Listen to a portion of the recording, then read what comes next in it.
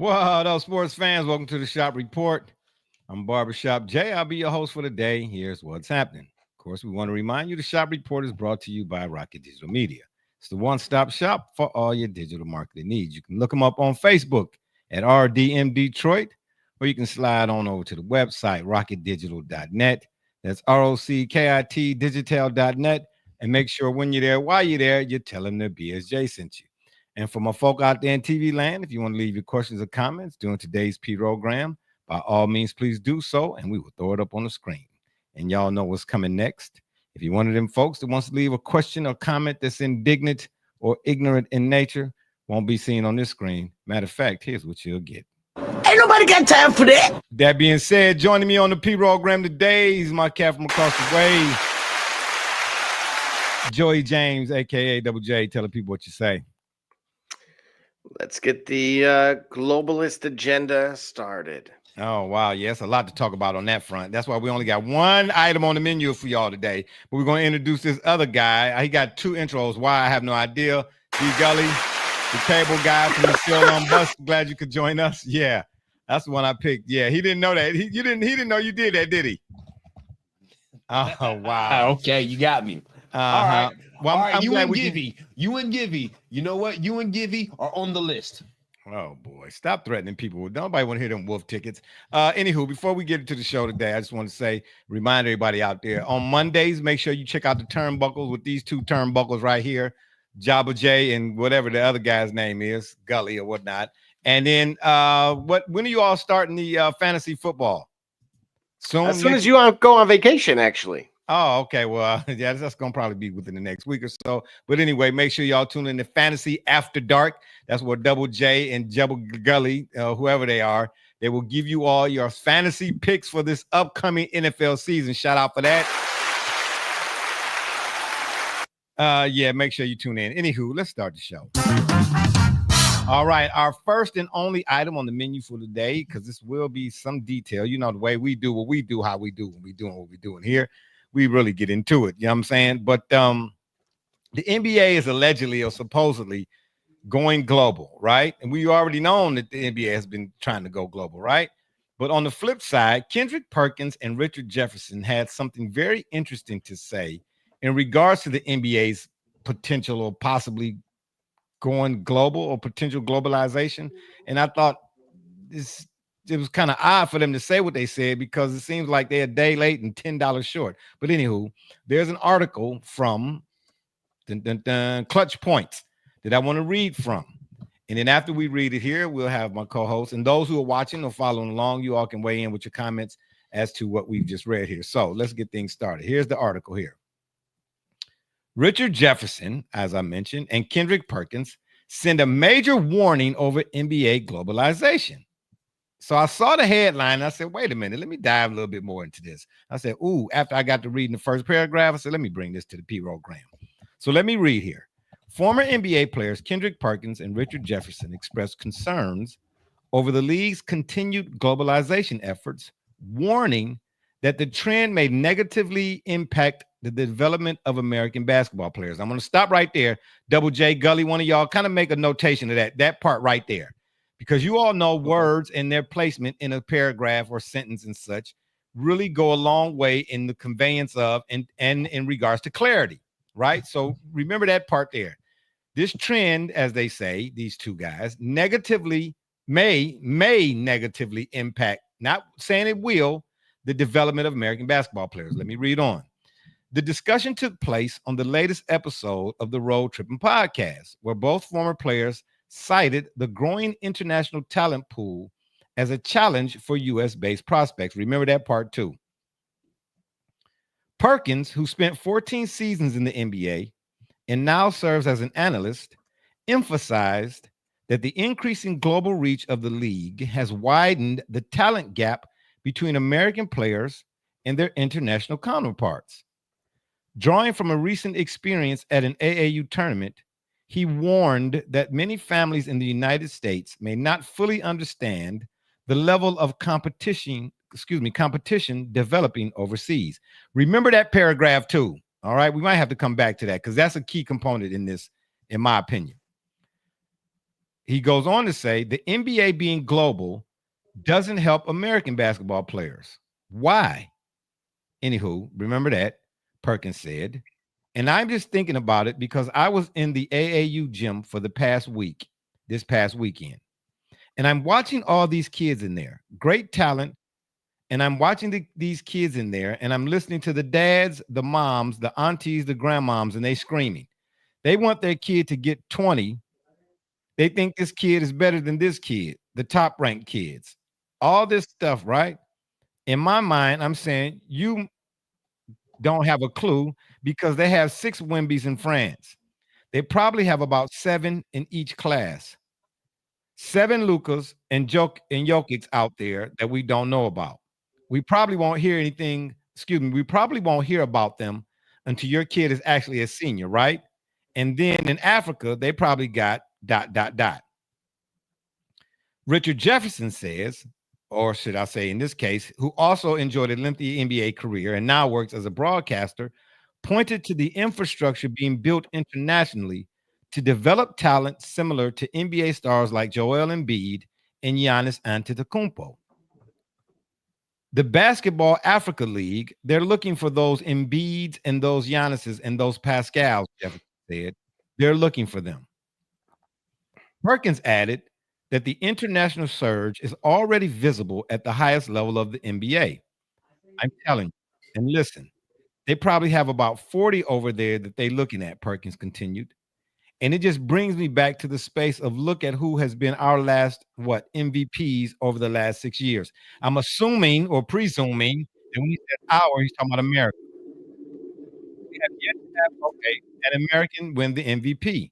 That tells Pause real quick. Okay. Can you restate that statement before you added that question that you added? Because I think I got clarity for you.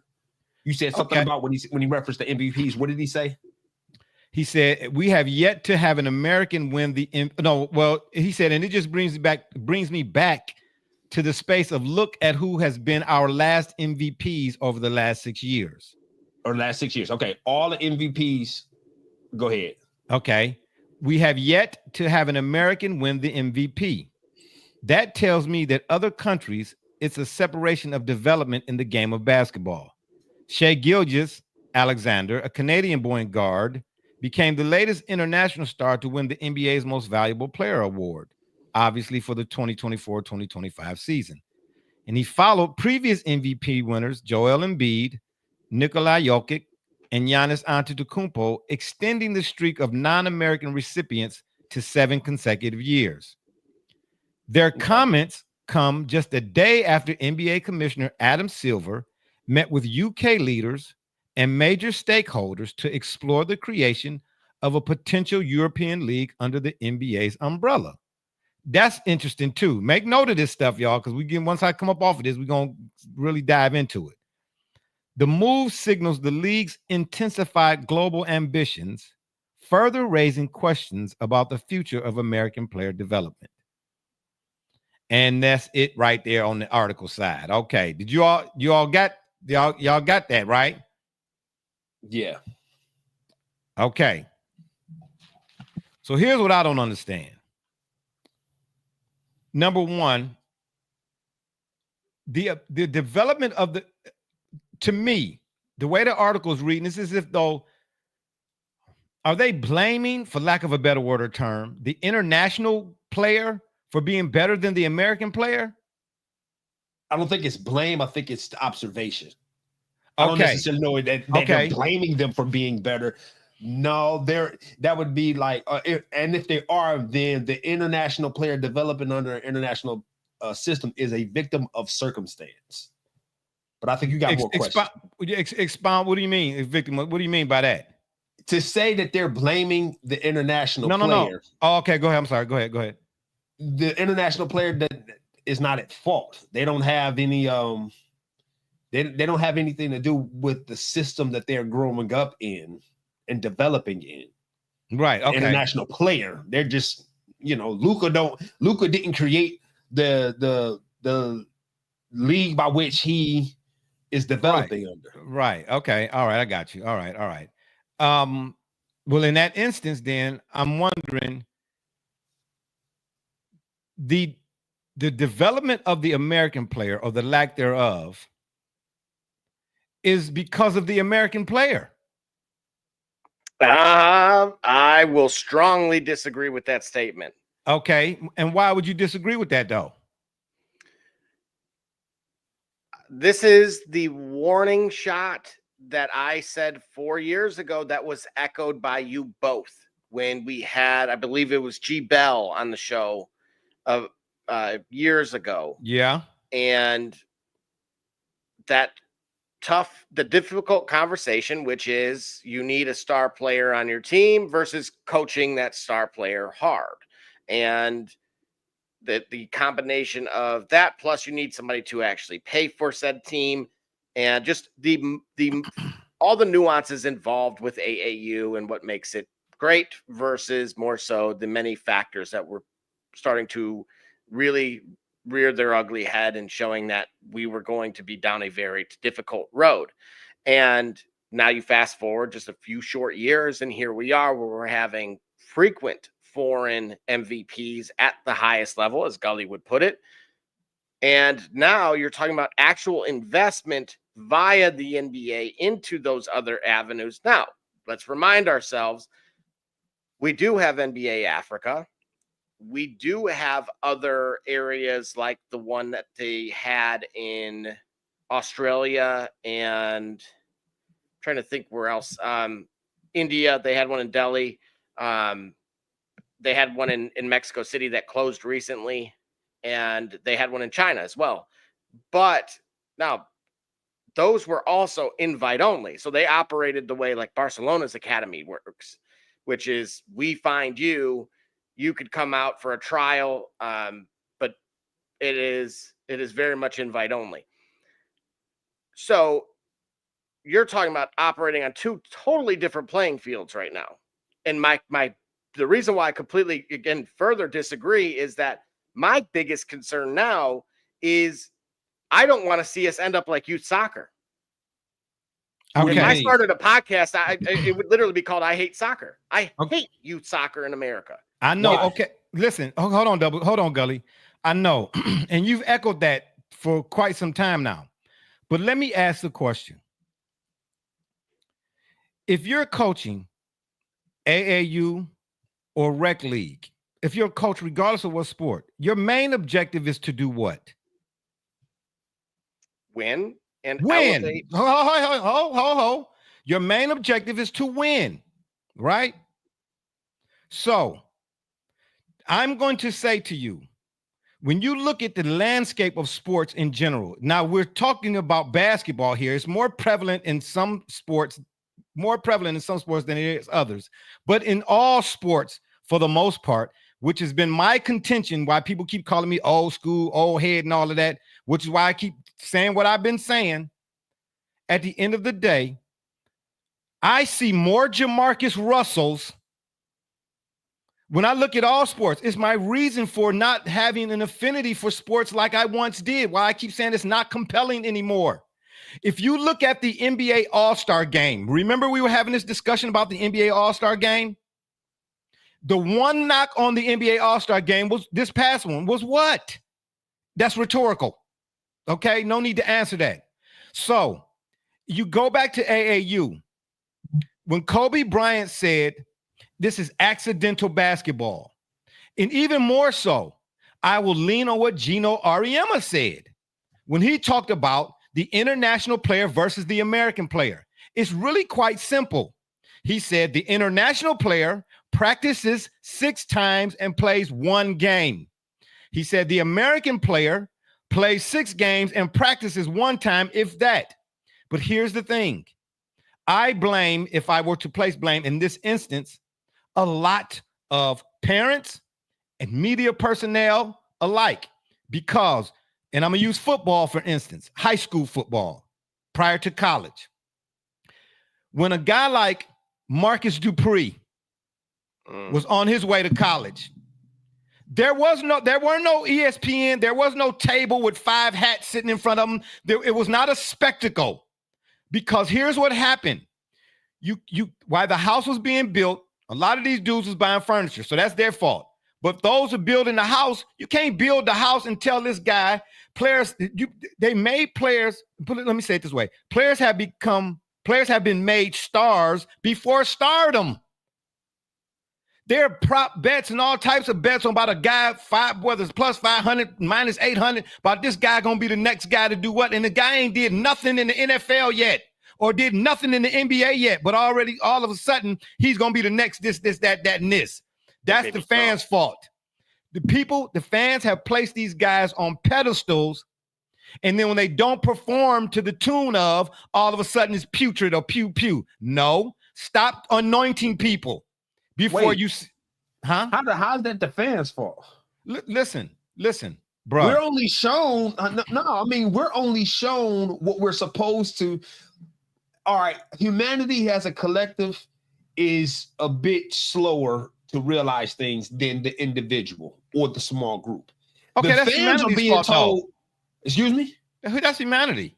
Okay, so we can't blame the fan for endorsing the propaganda that's been fed. The network's saying this is the next guy. This is how we do it. This is what we do, how we do, when we do what we do. Here's this. You subscribe to ESPN. We watch the sports. So the fan is not to blame for not thinking for themselves. The fan is to blame for not substituting real reality with television reality. No, that's because the fan. Remember, this is entertainment. This is an option to the requirement. We're not talking about culture. We're not talking about the necessities. We're not talking about physics. We're not talking about sciences. We're talking about our entertainment. We're talking about choices. No, we're talking about choices too. Because basketball is a form of entertainment. Just like any other sport. No. But who chooses to pick up the remote and turn the TV on? Right. That's entertainment, ain't it? No. I said who chooses? Listen. You listen.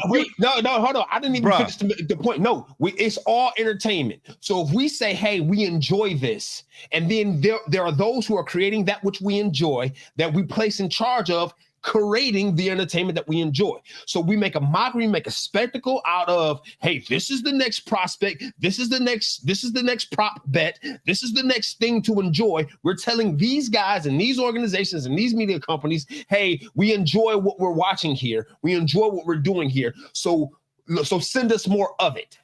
Okay. So then who's responsible for watching whatever? Let's say Cooper Flagg, for instance. Yeah. Who's responsible for not watching him until he got to Duke?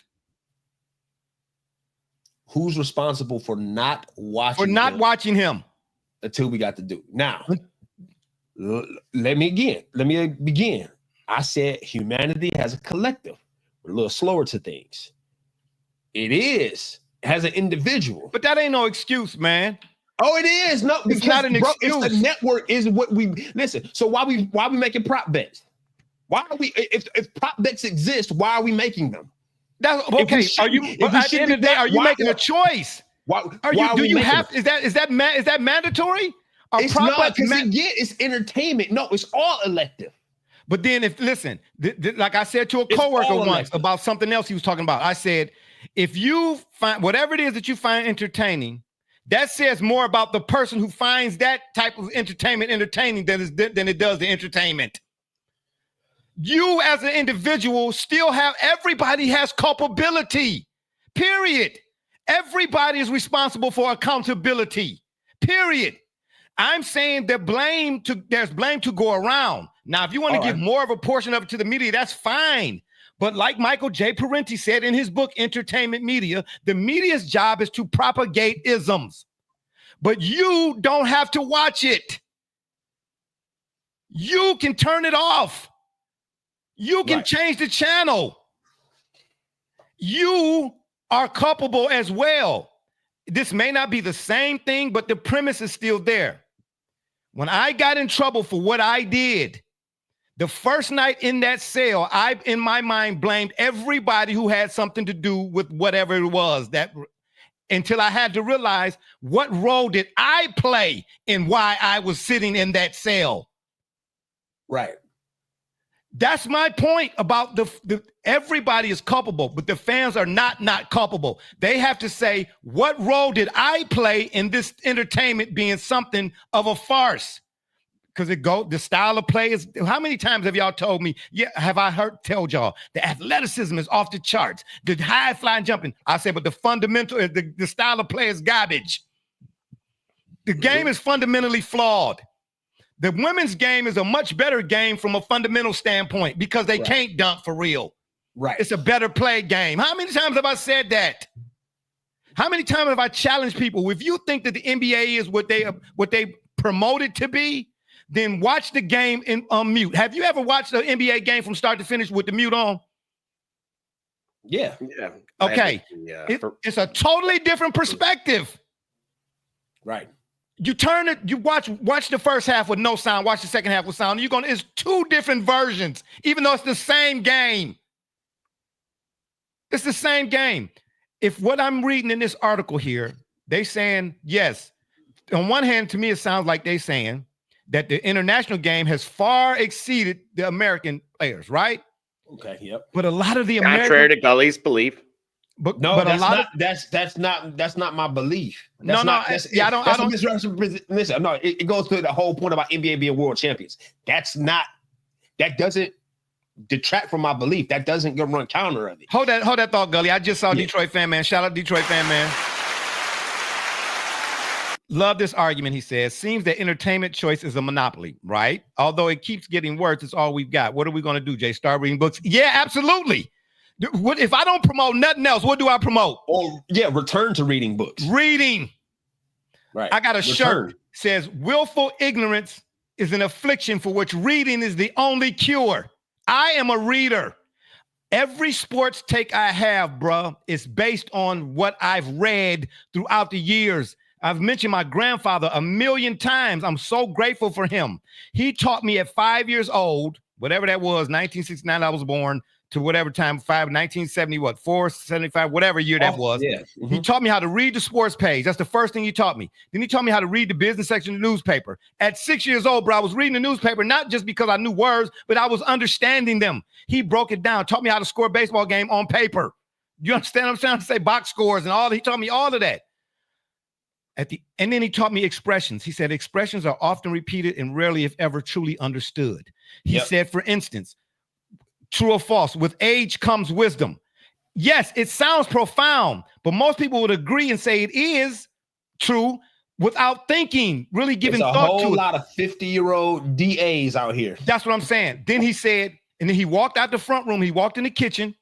5 minutes later, he came back. He said, it's false. By that time, I'm a teenager. I ain't thinking, what you mean? What's false? What you talking about? He said, with age should come wisdom. Words and their placement in sentences and paragraphs are critical in conveyance and clarification and for the person receiving.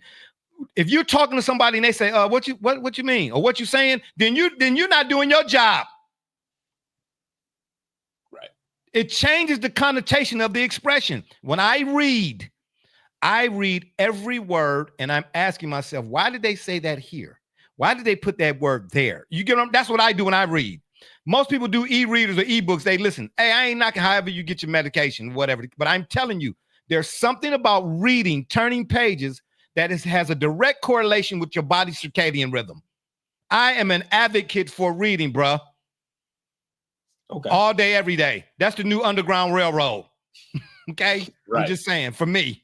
All right, yeah, reading can seriously damage your ignorance. And I'm not saying nobody here is ignorant, but I'm just saying it can, bro. It can. Excuse me. That's why I don't watch First Take no more. I don't watch Get Up, Get Down. You know what I'm saying? 911 is a joke in your town. I don't watch none of them shows no more, bro. The only show I really was watching, like I look forward to more so than I did the actual game, was Inside the NBA. Because Kenny, EJ, Shaq, and Chuck have a diverse the personalities, number one, but what they say, you can really take it to the bank, bro. You can tell who just, if you're going to spit something that means something. That's what always been my premise, doing this. If I'm going to put a microphone in front of my face, I ain't saying I'm always right, but I ain't never wrong. I'm just saying. But at the end of the day, I feel like I owe it to those who take the time out of whatever it is that they're doing, because everybody going through some. If you tune in to me, I feel like I owe it to you to give it to you in a manner in which you can go and say, you know what, that's concrete. or you can look it up for yourself. I don't care how big the bells and whistles. I don't care how much money Stephen A. got. I don't care how none of that. If you're doing it just for the sake of doing it, man, but you're not really giving the people something that they can hold on to, or when you get done talking to them, they can use going forward, then it's a waste of time. I don't care how much money you got, bro. Yeah, of course I want to eat off of this. Absolutely. You know what I'm saying? I mean, but I'm not going to insult nobody's intelligence that tune into this. Not finna do it. Not here. I think the player development in the United States of America has a lot to do with the players. And any of us out there that have children, let me ask you like this. Do you have a child or children who say they want something, and then you say, okay, and sit back and watch them for 30 minutes, and I'm just being facetious there, and you realize at some point, you can't want it more for them than they want it for themselves. For sure. There was a time when, yes, in my day, we took it personal if you beat us at the park. I didn't need my coach to tell me to go work on my left hand and my right hand layups. Oh, dude, they beat me at the park in front of all the pretty girls. That was motivation enough. You understand what I'm trying to say? These dudes, as I said to you earlier, Gully, who invented the American basketball? Who invented who invented basketball? America. Who took it overseas? Well, I thought Dr. Naismith. Wasn't he Canadian? Well, really? He was American Canadian to me. I'm saying North American. See, if you say North America, it's continental. Yeah, okay, yeah, but you get the idea. Broader stroke of the brush. That's all. Yeah, no. Which, in all seriousness, I kind of take a little bit of an issue with SGA being included in that streak of foreign-born play MVPs. Yeah, I was on that. I was kind of thinking that as I was reading it too. Hold on, wait a minute. Malfunction. My bad. No, you're good. Because continentally, the Canadian game, I don't think it's too far. Unless my eyes deceive me, I don't think the Canadian game is too far different, or I think the Canadian game is closer to the American game than it would be the international. So I think he's international simply by designation because Canada. By default. Yeah, but I told you. But Gully, to your point, then that would also. And this might be a bad example now because what I'm hearing is there's going to be like a lottery pick coming from Mexico. But I was going to say, shouldn't that have also shouldn't that have been applicable to the South? But now it looks like, well, if they have a lottery pick, it's, here in the next year or two, then maybe it is. No, I think Canada, North America. I think that development pipeline or what have you. I think is similar to one another, and I think South America it follows a more international style of development, international organization or what have you. That's my opinion. Purely an opinion. Let's say we can say uneducated, but. Purely a hypotenuse or hypothesis. I'm sorry, but that's my thinking. Considering how many players that come from, let's say, like the Spanish players, like look at Gasol and Ricky Rubio. Yeah, they seem to have a similar philosophy to the game that, to me, is distinct from what you might see from Andrew Wiggins and SGA, who play similarly, and those guys play a lot like players from the United States. But is that just simply because, again, the nature of their leagues, right? So they're the exposure, which is the premise of the conversation. Right? The NBA footprint is not being that style of play is not being played in Spain. Right, but okay, we're gonna take a break. When we come back, let's answer that question. What style of play is being played in Spain? We'll take a break. We come back. Hold that. Don't touch it. Don't touch that dial. Cleaning the cracks on your pavement surfaces can take hours and be torturous on your body. Until now. Bicracky Weed Removal Tool was designed specifically to clean pavement cracks in a fraction of the time, all while standing up. Bicracky's patented design incorporates a two-sided steel blade and is encased by a durable fiberglass shell. Simply use the large end to clean big gaps, then rotate and use the small tip for narrow gaps. Made in the USA, Buy Cracky eliminates weeds to the root and is environmentally friendly. Buy Cracky. Save your back while you clean your crack.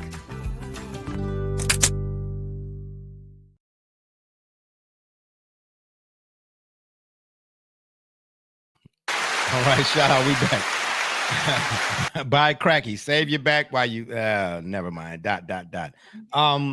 So what style of play are they playing in Spain? But before you even answer that, though, I'm asking the question: who all these teams that are overseas that are good now, right? Spain, Argentina, Serbia, all of these teams, right?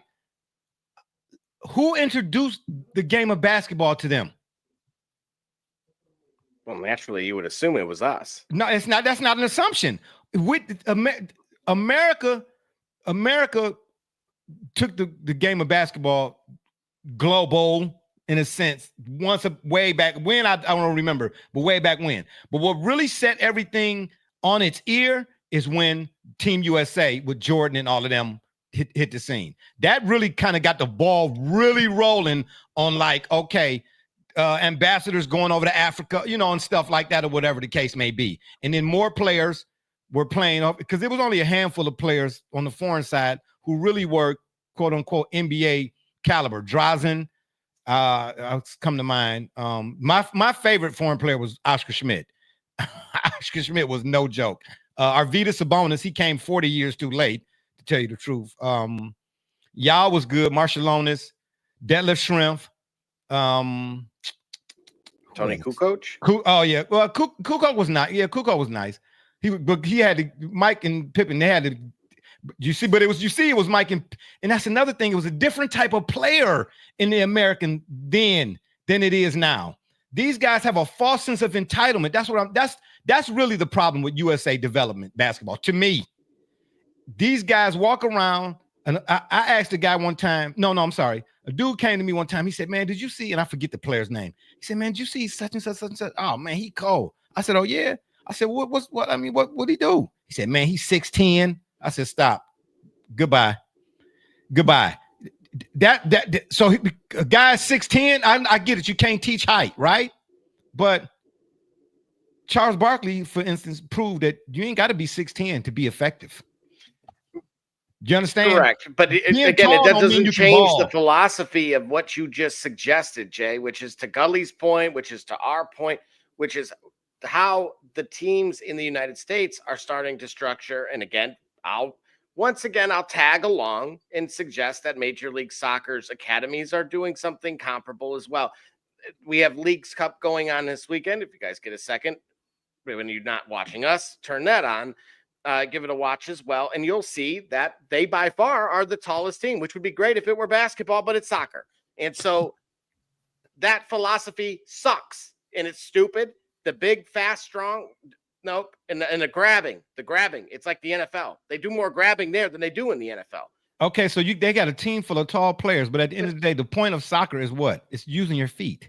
So if you could be 6'9", but if your footwork is terrible, that levels the playing field. Cover your ears, United States. I'm just saying, right? Listen, clutch your pearls. I say the same thing about NFL players. Man, you know how many people come to me and say, "Hey, man, he's gonna be his dog in the league in the NFL." Why? Man, he ran a 4.4 in the 40. I say, bruh, but if he's leaving the ball at the 40, what I'm trying to say, if he ain't got hands, this is why all these fantastic catches that you seen on Facebook, great form, they are fantastic. But guess what? Go look up Roy Green and John Jefferson. They didn't use gloves. So let's put this together here. If we started the shop report AAU team, you're telling me we wouldn't look for a Zach Edey type of dude? No. Listen, I'd look. Listen. I know he wouldn't. Listen. No. We wouldn't. No. I want to see. I want to see footwork. I want to see footwork. I want to see what they're doing while they're waiting for the game. Thank you.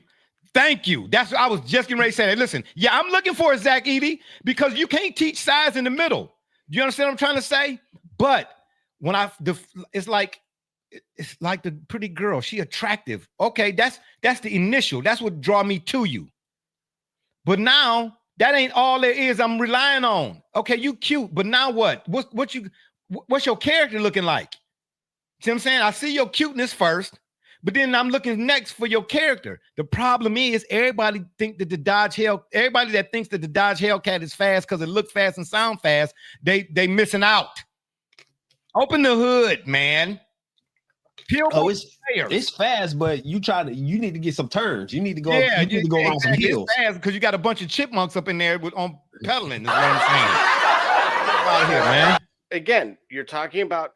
I could see this occurring. One of the biggest foundational issues I see that is going to rear its ugly head. I have an answer to via what MLS is doing, but AAU would likely become a threat. AAU basketball? Would become a competitor in a sense. What about AAU basketball? Correct. A competitor. Because here's the thing. In order for this, if you're going to truly have. Oh, wow. Really, Mrs. Alvin? Really? I said, I didn't get to add context. When I said look for Zach Edey, I said Zach Edey in terms of his height. But as soon as I said, oh, that guy's tall. That's what draws my interest, the fact that his height. But me being who I am, that's not all I'm looking for. I'm going to be like, okay, can he do a reverse pivot? Can he do a drop step over his left? Can he turn over his left shoulder or over his right shoulder? Do you understand? Because at the end of the day, yeah, I know what I said, but I didn't finish saying what I said. So don't say nothing else. At the end of the day, when you watch the NBA game, right? These are professionals. Okay? And I use my plumber theory. A guy who comes to the house to fix your sewage line or whatever he is, and he gets out of his van and all he got is a plunger,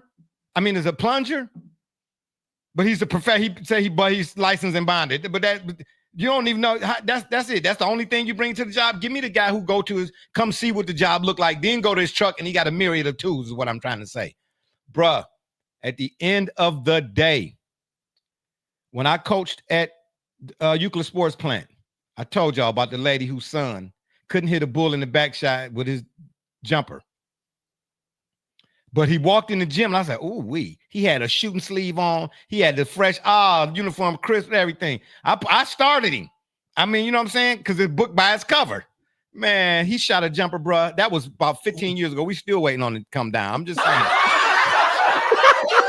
I'm like, you know what? He started him. Like, he did. Yeah. Wait a minute. He was sitting here talking about, no, I need to see this and this. Well, and this. Maybe this is why he learned his lesson. That's what I'm trying to tell you. I learned my lesson. Yeah, exactly. I'm like, nah. First time you're a victim.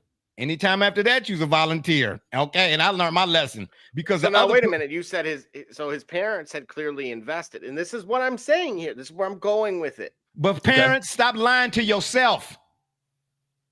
How so? Right? Listen. Isn't it up to you to develop my child? Hold it. No. Whoa, it's up. Listen, no, it's up to coaches. Yes, it is up to coaches to develop your child. However, there's a dialogue and an exchange and an understanding that needs to happen. Between the parent and the kid. Thank you. Yes. And every kid may not be coachable because if you bring that kid to me saying, oh, you work with him, I ain't gonna help. That's just like bringing the student to the classroom. Oh, you teach him. But if I call you and say, hey, listen, he's slacking on his homework. Well, I ain't got nothing to do with that. I'm busy. Well, he having behavior issues. I ain't got nothing. I'm busy. I'm working. So I'm supposed to do this part here. But then there's the part that needs to happen outside of the gym, outside of my time with you, that I also need him to either have it for himself or you to have assist him in wanting to go get it.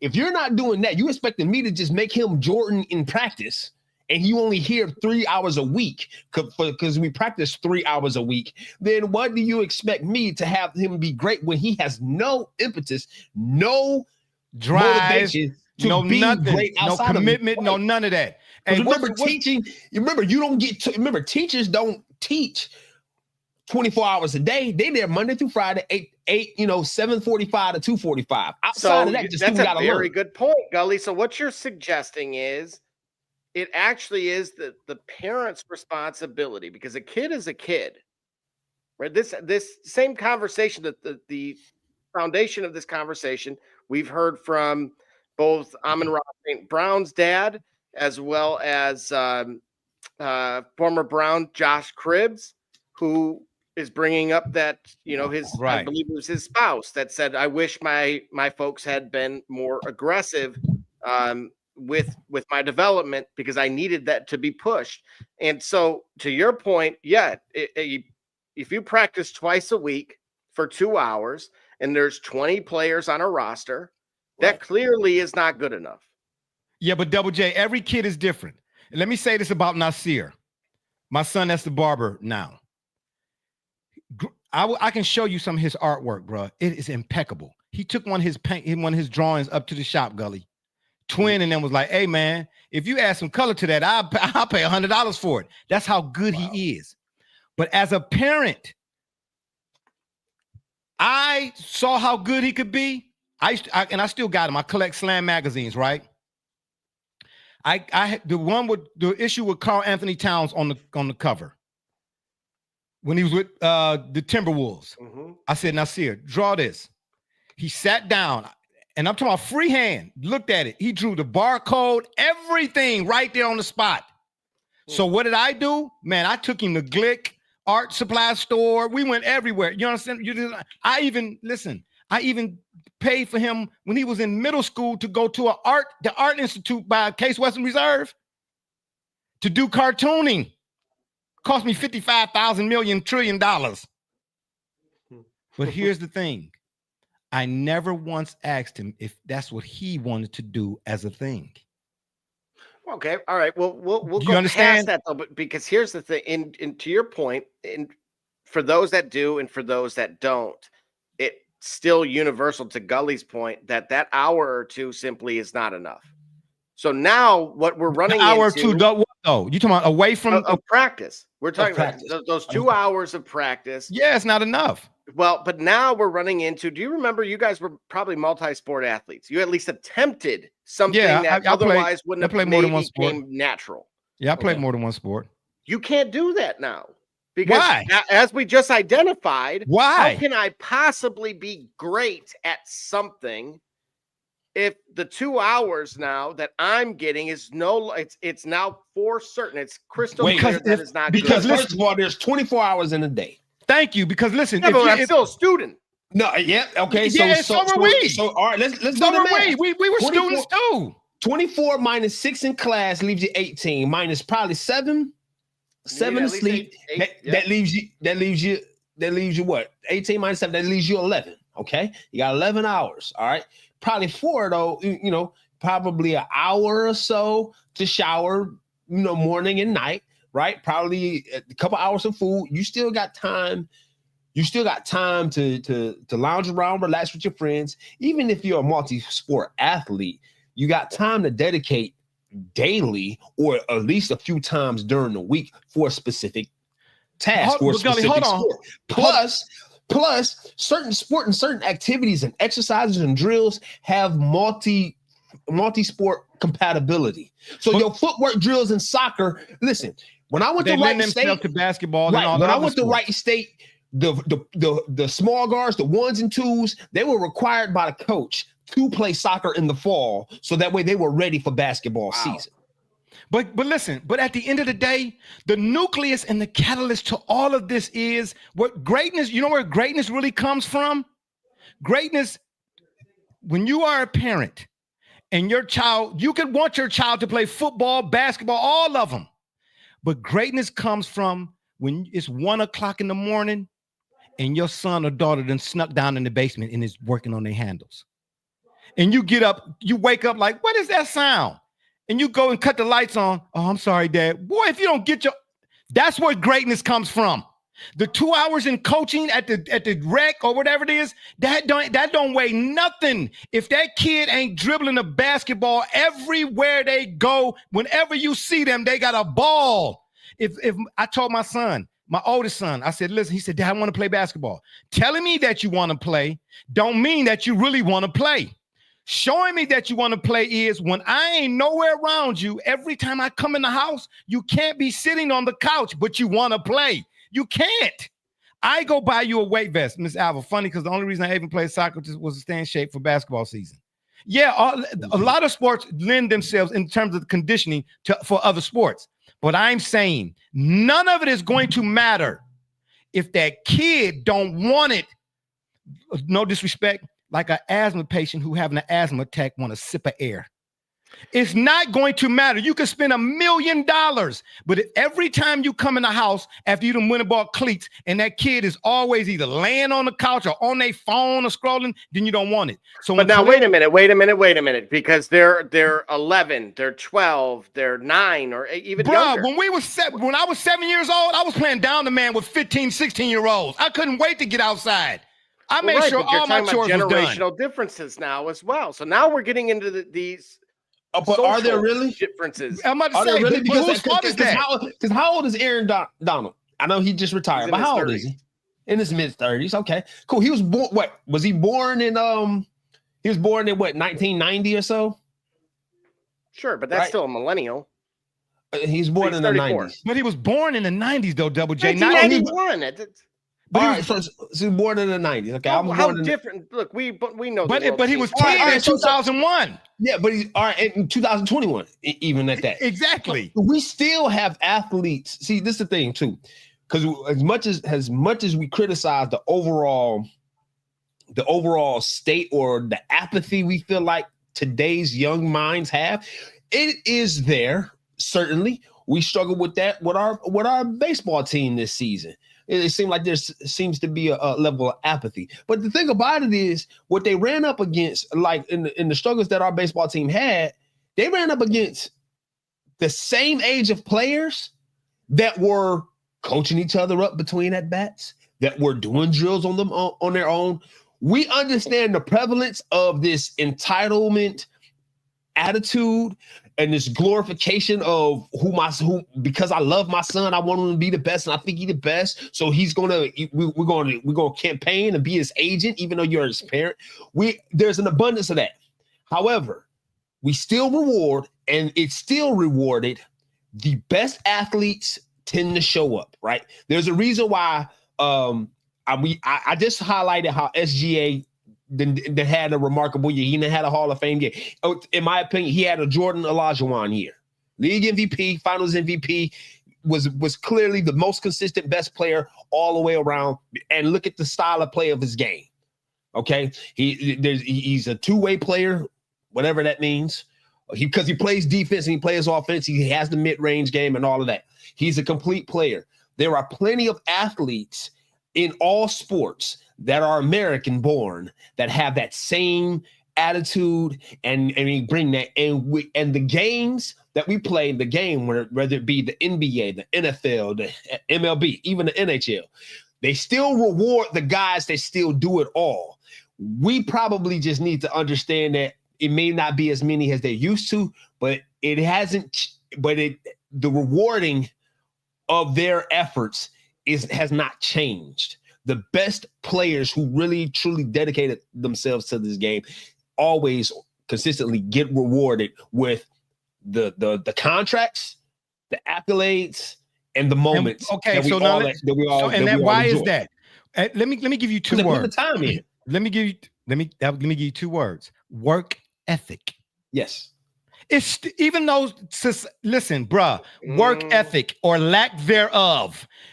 Even though in 2025 or today's society got you thinking that if you ain't got to do what you got to do, I'm telling you that a good sound work ethic still will matter even in today's world. It will, because here's the thing. As a parent, when you, of course, I want my son to be the next whoever, right? So I say, man, we're gonna get you into football. As a parent, I'm going to put you in however many to see which one stick, right? But I also got to, again, be looking to see if you even want the ones I'm sending you to. If I want it more for you than you want it for yourself, then you ain't going to be, then all that other stuff is off, it don't matter. Yeah, but now, once we're talking about something that is less than 1%, right? What do you mean? In terms of who actually makes it there. Which will go back to but Derrick Rose, as an example, even said that he would have actually went harder if he would have known the actual figures. And so what I'm referring to is, okay, but why don't guys go harder? Because they are over reliant on their God-given talent. Yep. Right, but that goes back to your work ethic or lack thereof. And again, work ethic is included. You can't teach height, as you stated. Right. That's why you have to have a work ethic to go along with your athletic, your natural given ability. But unfortunately, what we're seeing is there are certain guys that are able to skate through and do just enough, kind of like that group project, if you will, that are able to get to the league because of some of those attributes. And it may not yield a very long NBA career, but at least they're able to get there. And so my issue with all of this, and I know a guy who got all the way to the league, and he said to me, because we used to do open runs at Fairfax down there off by Caramoo House Gully. Yep. Yeah. And he said to me, I don't know if he still is, but at that time he was the principal at Orange High School. And he said, man, I got all the way to the league, man. And he said, all I had was my left hand. He said, because everybody kept telling me I was that man. I was the man. I was the man in middle school. I was the man in high school. So I really ain't had to work. You ain't gonna work if you overdoing it. You know what I'm trying to say? He said, when I got to the league, I realized all the work I didn't put in. He said, but my father kept telling me, hey man, you wanna go to the gym? Yeah. He said the first 3 times he took me because he wanted me to have it. He said, but then the 4th, 5th, 6th time, he said, man, you want to go? All right, well, if he said my dad didn't, he said, all right. And my dad went upstairs and went to sleep. Because I ain't want to really go to the gym. I said I wanted to go, but I ain't really want to go. You understand what I'm trying to tell you? Man, all I'm saying to you, bro, at the end of the day, the kid, we as parents, we introduce our children. Of course, we want to see a better us through our children's eyes. We introduce them, especially what kid do you know? Which one of us didn't play some kind of sport? And we want our kids to be better at us than in that sport. So we throw it at them. But bruh, at some point you got to sit back and watch to see if it's gonna catch. Right. And if it don't catch, man, stop spending your money. But see, this is where I'm saying we're headed, right? You talk about the shooting sleeve. Now you can hire the guy that's in NBA 2K to do those one-on-ones, as you posted a little bit earlier. Yeah, but that's what Kelvin Sampson had. If he just put a video up and said, he said them trainers and all that is for what? But that's my point, though, right? We're in an era now where some of the motivation might be just to get to the university level because of the NIL that's involved. Right. And when you talk about where does that fit in? But that's going to catch up to you because you have to be committed. Motivation is fleeting. It comes and goes. One day you feel like it, one day you don't. But commitment is, once you are committed, you're going to do it whether you feel like it or not. So there's a kid that's in, I want to say either Columbus or Nashville's academy, that he was interviewed and he said, well, what's different here than anywhere else that you've been? And he said, well, just the reality of you have to perform every day, because if you don't, you can go in that office and they can say, see you later. And that type of, so understanding that urgency and knowing that there's 90 kids at your age group, whatever it may be. My issue is this: we're heading to a crossroads of AAU. I eat off this, right? Which could be the coach, could be the owner of the team, or it could be a brand ambassador, Kevin Durant, or, just a former or current NBA star who's sponsoring a team. And they're wanting some sort of, between not just the pay to play, but also to win. And so that neither of those really say development. Okay, so what do? We have the NBA academies. So now you're talking about a separate league with kids at, again, individual ages that are doing these things completely different than one another. And that's why I said they would rival one another. And you'd see AAU kids going to tournaments like maybe Nike Eyeball versus NBA academies. And so just like we see now with MLS versus ECNL, we're running into something very similar, which is either get on board or we're going to structure this and you're going to get left behind. Because naturally, if there's clubs out there, and by clubs I mean, Kevin Durant's, 14U, 13U, and so on and so forth. Now Kevin Durant is with his teams are affiliated with such and such, with the OKC Thunder, whoever it may be.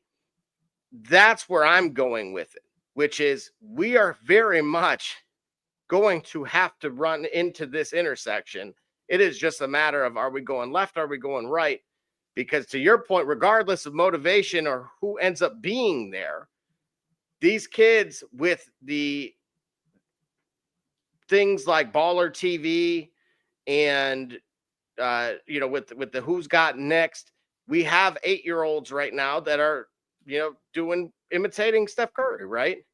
And that's why I said a long time ago, and I think Gully was the first one to bring it up. I wish Steph would put out a video of the work that he put in to get to this point. He has on more than one occasion. Okay, well, kids aren't watching that. Okay, well then we'll see. Well then as a parent, that you're gonna be watching that. See, but as a parent, right? Isn't it our job to get them to the exposure, right? Because what are our goals? But I'm not exposing you if I know. As a parent, I have to be honest. If you're not honest with your children, be like, look, man, you ain't got it, man. If you don't do this or put the work in, then I'm exposing you, yes, but I'm not going to. I love that we're seeing this because you guys, right? We got two different types of parents, right? As far as recency, we have guys like Amani's dad, okay, right? That kind of was like, okay, this Michigan State thing, right? Let's go this way. Then we have LeVar Ball. And then we have what would be considered society that maybe they're not there in that realm. Well, at the end of the day, the AAU really, man, the whole circuit now has become about making money and not making players better. So if you're the parent, if everyone's job is to make money, you see where I'm going with this? Amani's dad went and created a school. He started Bates Fundamentals. But if you make the player, you're going to make the money. Don't put the cart. That's the problem. Too many people are putting the cart before the horse. Look at LeVar. He said, no. I'm taking my boys and I'm taking them overseas. That's fine. But I tell you what, go back and watch any footage of Lonzo at UCLA. Lonzo was a dog. He was fundamentally sound. Right. What about Jello? I saw more Melo and Alonzo and Melo than I did Jello. Yeah, that's lame. Bill Cosby references now, man. Look. Jello, this dude right here. I'm just saying, man, at the end of the day, bro, parents, if you're going to put your kid in any type of AAU, whatever the case may be, the best thing to prepare a kid for tournaments and such in that nature is similar to what Bruce Lee said and what Kelvin Sampson just said. He said, bro, put them in front of other people. That's what Alonzo talk about. So ain't no double. I mean, not Alonzo, Devin Booker. Ain't no doubles in up and run. Yeah, it is. When Khalil did the same thing. He was beating Nasir because he older in the backyard. So at 14, and he would come in the house doing this, Gully. Listen, we was on Bendemeer. I said, oh. I said, you all that, huh? He's like, come on, Dad. Don't make me get out here and your old knees. I said, okay. Okay. All right, okay. I took him down on University Circles, a church down there. Yep. He was probably about 13, 14. And there was some dudes down there in their early 20s. Had full mustaches and full Yao Mings. You know what I mean? And he got out there and he was playing. They let him run. Come on, young fella. And they let him run. And I was like this. Khalil, I was looking for you out there. I ain't see you. You know what I'm trying to say? But I had to let him know that's how you measure yourself. That's how you get better at whatever it is that you're going to do. Go and play against competition a little older than you. If you 10, play against some dudes that's 15. But see, now, this is where I think there's a lot of confusion. There's a lot of confusion in the thoughts, man. I think there is a lot of confusion because at that point, what you're suggesting to me will be a ringing endorsement for putting them in AAU. Yes, because it's all teams, right? It's teams, and you pairing guys together, and you looking at the best talent from this region, teaming up with the best talent from another region, and then those guys playing in other regions, then you'll get them into the different academies and all. That sounds like it would be a ringing endorsement. Well, something's Let me hold that thought. We're gonna go to another break. When I come back, I'm gonna expound on why I said what I said the way I said it. All right. And I got a counter. I'm Jordan Gudeman, and I'm the founder and CEO of Eddie G's Cookies. I was first diagnosed with a nut allergy when I was young. At the time, there weren't a lot of labeled items that said if there may contain nuts or there are nuts in the food, so my brother and sister and I baked a lot at home, and we enjoyed treats from mixes and things like that, but I noticed that it was not the same as what my friends were enjoying, and I started making up my own recipes. When it was time to pick a career, I decided to start a bakery so I could share my treats with everybody else. When I started creating my recipe, I was taking in all the things that I thought I was missing out on. A soft, chewy center, a crisp outside crust, and a taste that is just like it came out of the oven at a bakery. When I put all those things together, I'd come up with a recipe for a dream cookie. Eddie G's Cookies only uses the finest ingredients. We have all natural flavorings, no preservatives, and every cookie is made in a nut-free environment. The best part about Eddie G's Cookies is that they can be delivered right to your door. You can share them or not. We won't tell.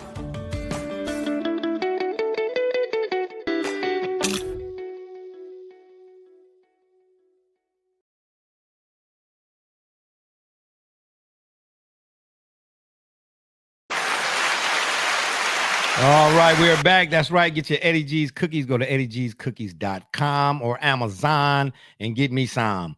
All right, so let me add a little bit more context to that, because on the surface, I get what you all saying. When I say, and I had a flashback to the 90s when I said that. When we played against older guys, like Earl Boykins and Charles Oakley, and when Ben Wallace was at Tri-C, guys who, especially at them levels when they was playing, they could do more than just one thing. When you watch the AAU game now, for the most part, where's the diversity? Where's the diversity in the players' offensive game? There's not. It's either feast or famine. So when I say play against older guys, when we were coming up playing against older guys, man, I had to deal with guys who could beat me off the dribble, guys who could post me up, guys who could run off screens, guys who were facilitators. There was a whole lot of diversity to a guy's game. You had to, as a defender, you had to deal with the offensive players for the most part. You should be a standard. You had to deal with a guy be able to do a whole bunch of stuff. Now they come down, everybody want to nutmeg you or cross your ankles, and then they do this hop, step back, hippity hop, bunny hop, Cadbury hop, and then shoot a three. There's no diversity to the AAU basketball game no more. Like I said, I'm asking this question. When you watch professional basketball, show me the team whose offenses remind you or put you in the mind frame of what Pete Carril used to run at Princeton. And I'm talking about some of your more heralded teams.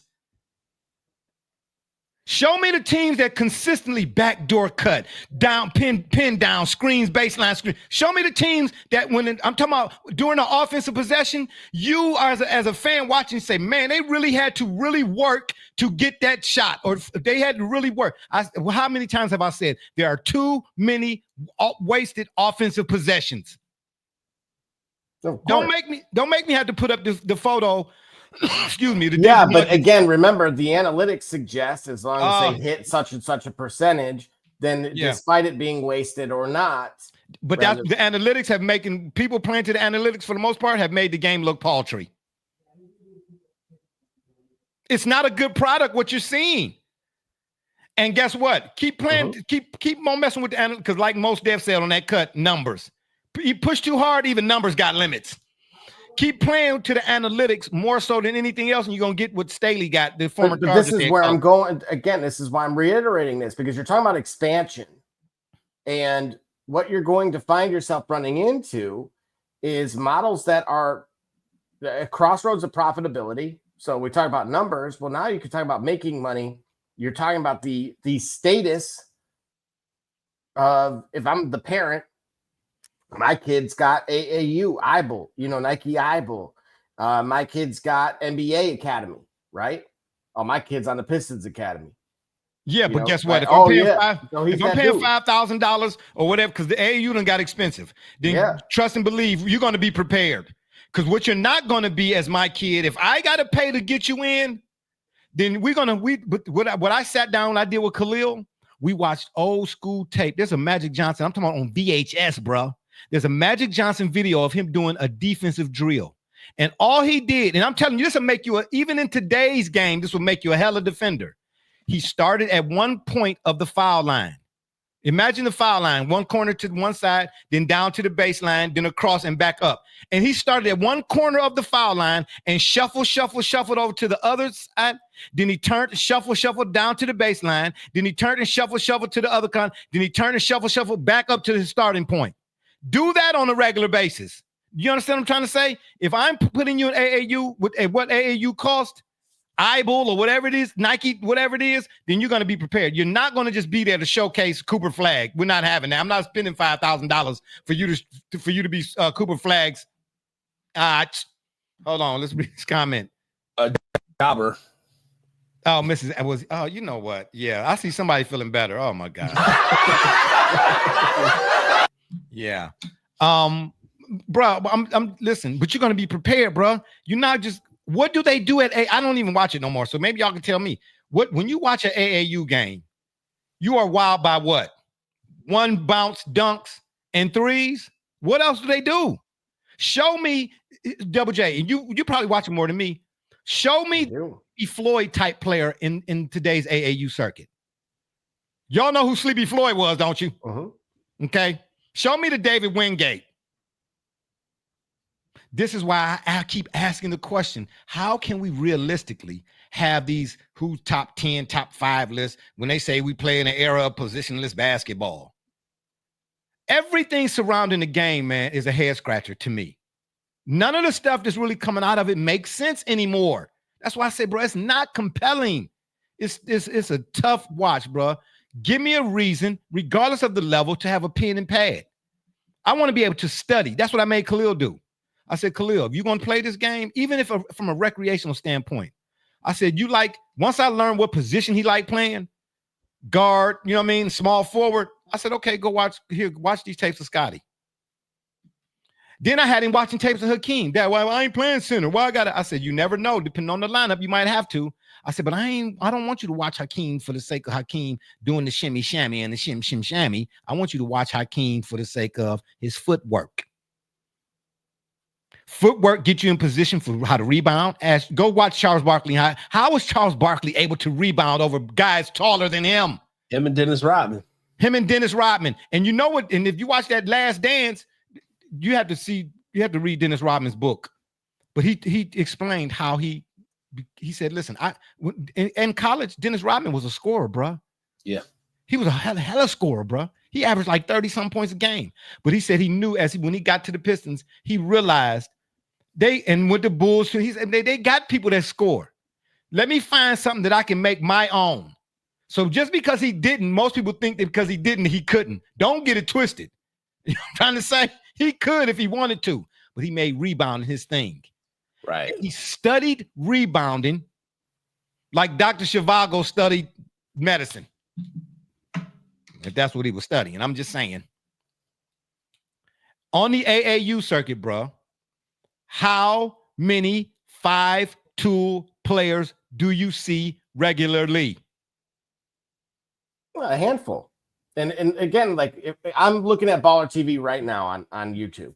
Okay.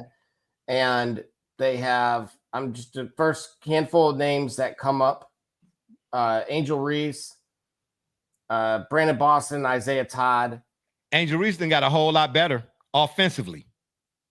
And then going inside La Lumiere with Wendell Green, Hillcrest Prep and then Huntington Prep with they're going inside of the schools themselves. I mean, unfortunately, Gigi Bryant's on here as well. They're from a handful of years ago now. But what's interesting to me is that they seem They know. They have already identified these people 6, 7, 8 years ago. Okay, so when they watch these people, or when you watch these people, do you see in their games what Kobe Bryant was spelling out when he did detail? In the premier athletes, that's the key. In the premier athletes, like that's what I was getting at earlier when I brought up Aaron Donald in the NFL, and I brought up American-born players of athletes. If we're talking about basketball, let's stick it to basketball. But when we see the creme de la creme, the best of the best do still what we're talking about. They are complete players with a work ethic that is a throwback, if you will. However, the unfortunate however is surrounding all of the true throwback players are a lot of establishment throwaway players. I don't want to say that about by NBA, by professional standards, all right, throwaway players. But if we want to critique, the overall the product, if you will, I'll put it that way. I can say it that way. Yeah, it's a lot of throwaway product. It's a lot of flashy product. It's a lot of coded product where they've got the veneer of a skill set, but it lacks the depth or the inner essence of true complete quality players. So I think there's top an shelf label, bottom shelf content. Yeah. They got they kept the label, but they poured something else. But it's poured something else in there. Yeah. So that's where confusion lies. Because all right, for example, if I'm not mistaken, Kevin Durant is a proponent of perhaps the AAU philosophy of let's just run. I just go play. I don't spend time with trainers and skills. I just go and play the game, and I play more of the game, and I keep playing the game. I'm running. I'm doing scrimmages. I'm doing 5-on-5s. I'm playing the game because because when it comes time for me to make my money, when I have an NBA jersey on, what am I doing? I'm not doing drills. I'm playing the game. I'm getting real world scenario, real world data, real world experience by constantly playing the game. So if AAU is supposedly putting the best talent around the best talent for the best talent to rise above that, I can understand why the AAU system is excelling now, if you will, excelling in terms of its growth. I think what also needs to be said is, like what you had mentioned earlier, Barbershop, and which is what I agree with. Not every one of those players are the best of the best. So we're putting them in the arena and we're feeding them to the guys. That's what I brought up the jobber comment a few minutes ago, Double J. We know what jobbers are from wrestling. They are jobbers because the real true talent is still going to shine, still going to find its way to shine, to be highlighted. But they got jobbers, guys that are underdeveloped, have one trick ponies that are in this AAU system thinking that they're good, but they're really not. They're just being fed to the guys that are really going to be there. And it's a whole bunch of that. And for that reason, I think the AAU product in general is suffering. But I believe that there's two schools of logic that both make sense. Private skills plus the AAU train, put the best among the best. So I mean, okay, so then to Kendrick and Richard Jefferson's point, if they're saying then that due to the lack of development of players or whatnot, right? To stay away from the globalization of it, right? That's a bad thing for globalization. But where does the fact that, like, for instance, the Grizzlies and the Magic, they set to play in Berlin and London for the 2025-2026 season. Do we want to see that? Do we want to see if these players, if the development of these American players going over, do we really want to, oh boy, say that fast 2 times. Hubba. Do we really want to see the Magic and the Grizzlies playing overseas, right? Because all it's going to do is going to really highlight how much more the foreign players are in terms of better than the American players, right? Well, I think it's important to identify what's the real concern here. Is the concern that this domestic game that we call the NBA or this product or this way of life called National Basketball Association is being flooded. The floodgates are opening to international talent. So they're taking away the few spots available for our domestic, for our kids. Is that the problem? Well, Gully, I'm going to expound on that and actually suggest that the fact that that the current foundation is not one that is concrete, that we can all agree upon, is proven, that has a history of success, that or just a pathway to pro, we'll call it. Okay. Because what's happening, and this is where I would argue it's actually no longer in the best interest outside of the branding and exposure for an athlete in Europe to actually partake in this. Remember, as I suggested, there were pre-existing invite-only academies spanning multiple continents. Okay. You talking about on the soccer side? Yeah. No. And the NBA side as well. Okay. Some of which have closed. Why would it close if it produced players that we know today? Why would any of them be deemed either? So again, I mentioned we have. I want to know why is there even a such thing as a G League? Well, but this is what I'm saying. There was no need for a G League in the 80s and the 90s because the G League was college.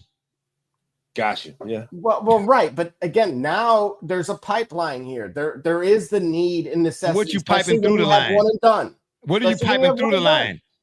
Are you piping through the line the same thing Tim Robbins had to go through in Shawshank? I'm just saying. Yeah, but that's my point. That is absolutely so you guys are touching on every bit of where the issues lie. Because right now, if I'm the foreign product, I'm saying we really don't need you. That's why I'm trying to figure out, okay, when I just said earlier, not only are the Grizzlies and Magic set to play in Berlin and London during the 2025-2026 campaign, regular season, I might add, these are regular season games, but the NBA has already announced plans to play in Manchester and Paris in 2027 and return to Berlin and Paris in 2028. So if that being the case, what Kendrick is saying is, and Jefferson, that the trend towards that is negatively impacting the development of American players.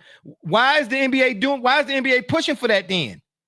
Because to me, it's gonna further showcase how far behind the American player really is. I see. All right, that's where I'm conflicted. At the risk of sounding like a hypocrite of playing both sides of the issue, I don't think the American player is that far behind singularly. Like, okay, Cooper Flag is but collectively it's about the overall development and development path of the league. So my point is, Cooper Flag can play among the best of the world. Give me the best foreign-born player, international player, 1-on-1 or in a 5-on-5 with a team led by Cooper Flag, and I'm telling you, it's going to be a competitive game if Cooper Flag doesn't and his team doesn't win. Right. So you suggesting what Mark Cuban said a few clicks ago, and then what we talked about before. You think that the 21 and unders should be in the Olympics? Sure, that's what I strongly think that. Yes, I think that's because what'll happen is it'll give us time to, as a fan of the sport, it'll give us time to get used to or be introduced to different names that we can watch their progression and watch them grow over time. They're playing. You mean growing height or growing their game? Hey, listen, I'm dead. I'm not being facetiousization. How many players have you watched a guy go from 6'5" to 6'8" and be like, I can't wait till he's 6'8"? No, okay.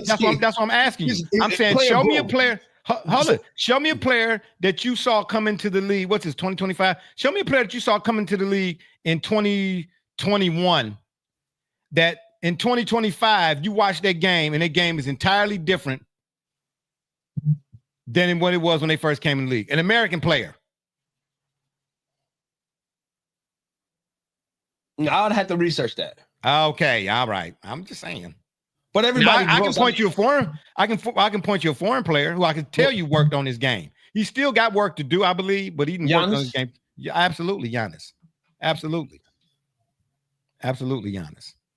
But so that, to me, that question would lend itself to saying that like Jaylen Brown was complete.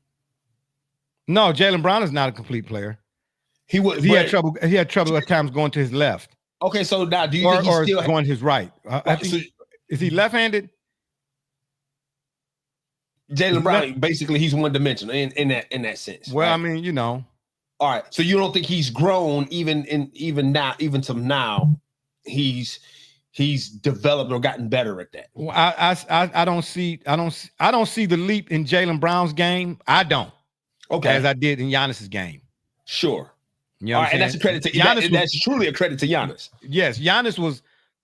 First of all, he was thin as a rail, like Wemby. You know what I'm saying? Then the next, I blinked 2 times, he had bulked up. I said, oh, okay. And then in terms of his game, he was more brawn. You know, everything was forceful. You know what I'm saying? And he was, okay. Yeah, it took me a few seasons to really make it make sense that when we talk about skill set and ability, skill set wise, it took me a few years for me to realize that Joel Embiid is actually the more skilled of the two. Now, between him and Giannis? Yes. Yeah, because his footwork. Joel Embiid played soccer. Yeah, it took me a few years to realize that. Yeah. Yeah. Now there are other layers to them as an overall player, but skill set wise, Joel Embiid got a little bit more in his bag, if you will, than Giannis. Now I don't know if that's the case. He ain't as durable. Now. Right. He definitely ain't as durable. Right, but we talking about skill set wise, right? We talking about back. Who's got a great back to the basket touch? Who's got vision? Who's got court vision? Even as a center, you know what I'm saying? Being able to distribute or find points to distribute on the play. When the play breaks down, can they take it upon themselves and can they kick it back out? Can they reset? Things of that nature. Right. Joel Embiid, when he's primed, when he's on, he's a bit more dynamic than Giannis even now, but Giannis has grown for sure. So you make a point. You make a good point there as far as development. I would say that. But see, going back to Mark Cuban's point though, yeah, introduce young players because the idea of it is we introduce young players to footwork drills. Okay, yeah. So have them play in the international game. And let Team France and their footwork put these young players on notice. What they'll do? They'll go back domestically and work on it, and then by the time they're 24, 25 and they're ready for the league. That's my point. That's why I don't agree with Perkins and them talking about it don't help the global diversity or whatever it is, or the NBA going global hurts the American players. They need to do the footwork. It only hurts. How often did you see, and I'm not comparing the player in totality, I'm just comparing what the player did. Mm-hmm. How often did you see? I watched Tim Duncan at Wake Forest. Yep. Okay. How often, when you saw Tim Duncan in the league, did you see him as a big, whether he was playing the 4 or the 5? How often did you ever see him leaning over with his grabbing his shorts? How often did you see Kevin McHale grabbing his shorts? How often do you see today's bigs or front court players? I'm talking about in the first quarter. When we talk about an era where Tim Duncan had to deal with remember now, playing in the paint was like 480 traffic. That's what I'm trying to say. Treacherous. You see what I'm saying? So you had to exert more energy to do whatever it is that you did. But yet and still, bro, Hakeem Olajuwon too, because when your footwork is on point, that's Double J. You like numbers? That's 70% of whatever it is that you're trying to do. Your feet are going to take you wherever you need to go. Your feet got to go first. They got to be the first ones to go. How many times you hear this? Who used to say as a point guard, man, you reach, I teach. Because if you reaching, you ain't moving your feet. These big dudes, because they don't move their Joker actually got, but Joker's footwork allows for him to not, no matter what you do, speed him up. Right. Do you understand? That's why even in that series, this past series now, they took I'm with all due respect to OKC, shout out. I'll get to your comment in a second. And I'm not saying if, I'm telling you, had Joker had someone to expel him or to spell him more minutes. Remember, WJ, we looked at how many minutes Joker actually played. If he'd had somebody to spell him, Denver is in the finals again, bro. I'm telling you now. Go look back at that Denver and Minnesota series when Karl-Anthony Towns and them was still there. Minnesota had 3 big bodies to throw at him, and he still was giving them work, bro. Right. Playing almost 40, how many minutes a game? Man, let him get the same type of rest that Karl-Anthony Towns could get when Naz Reid was in the game. Right. You understand? Let Joker get that kind of rest.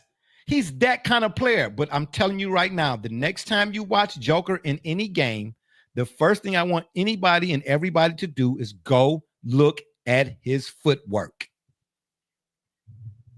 His footwork, it ain't to the tune of Hakeem's now. Hakeem was nimble for a big man. Nimble. Right. But Joker's footwork, man, it's a thing of beauty.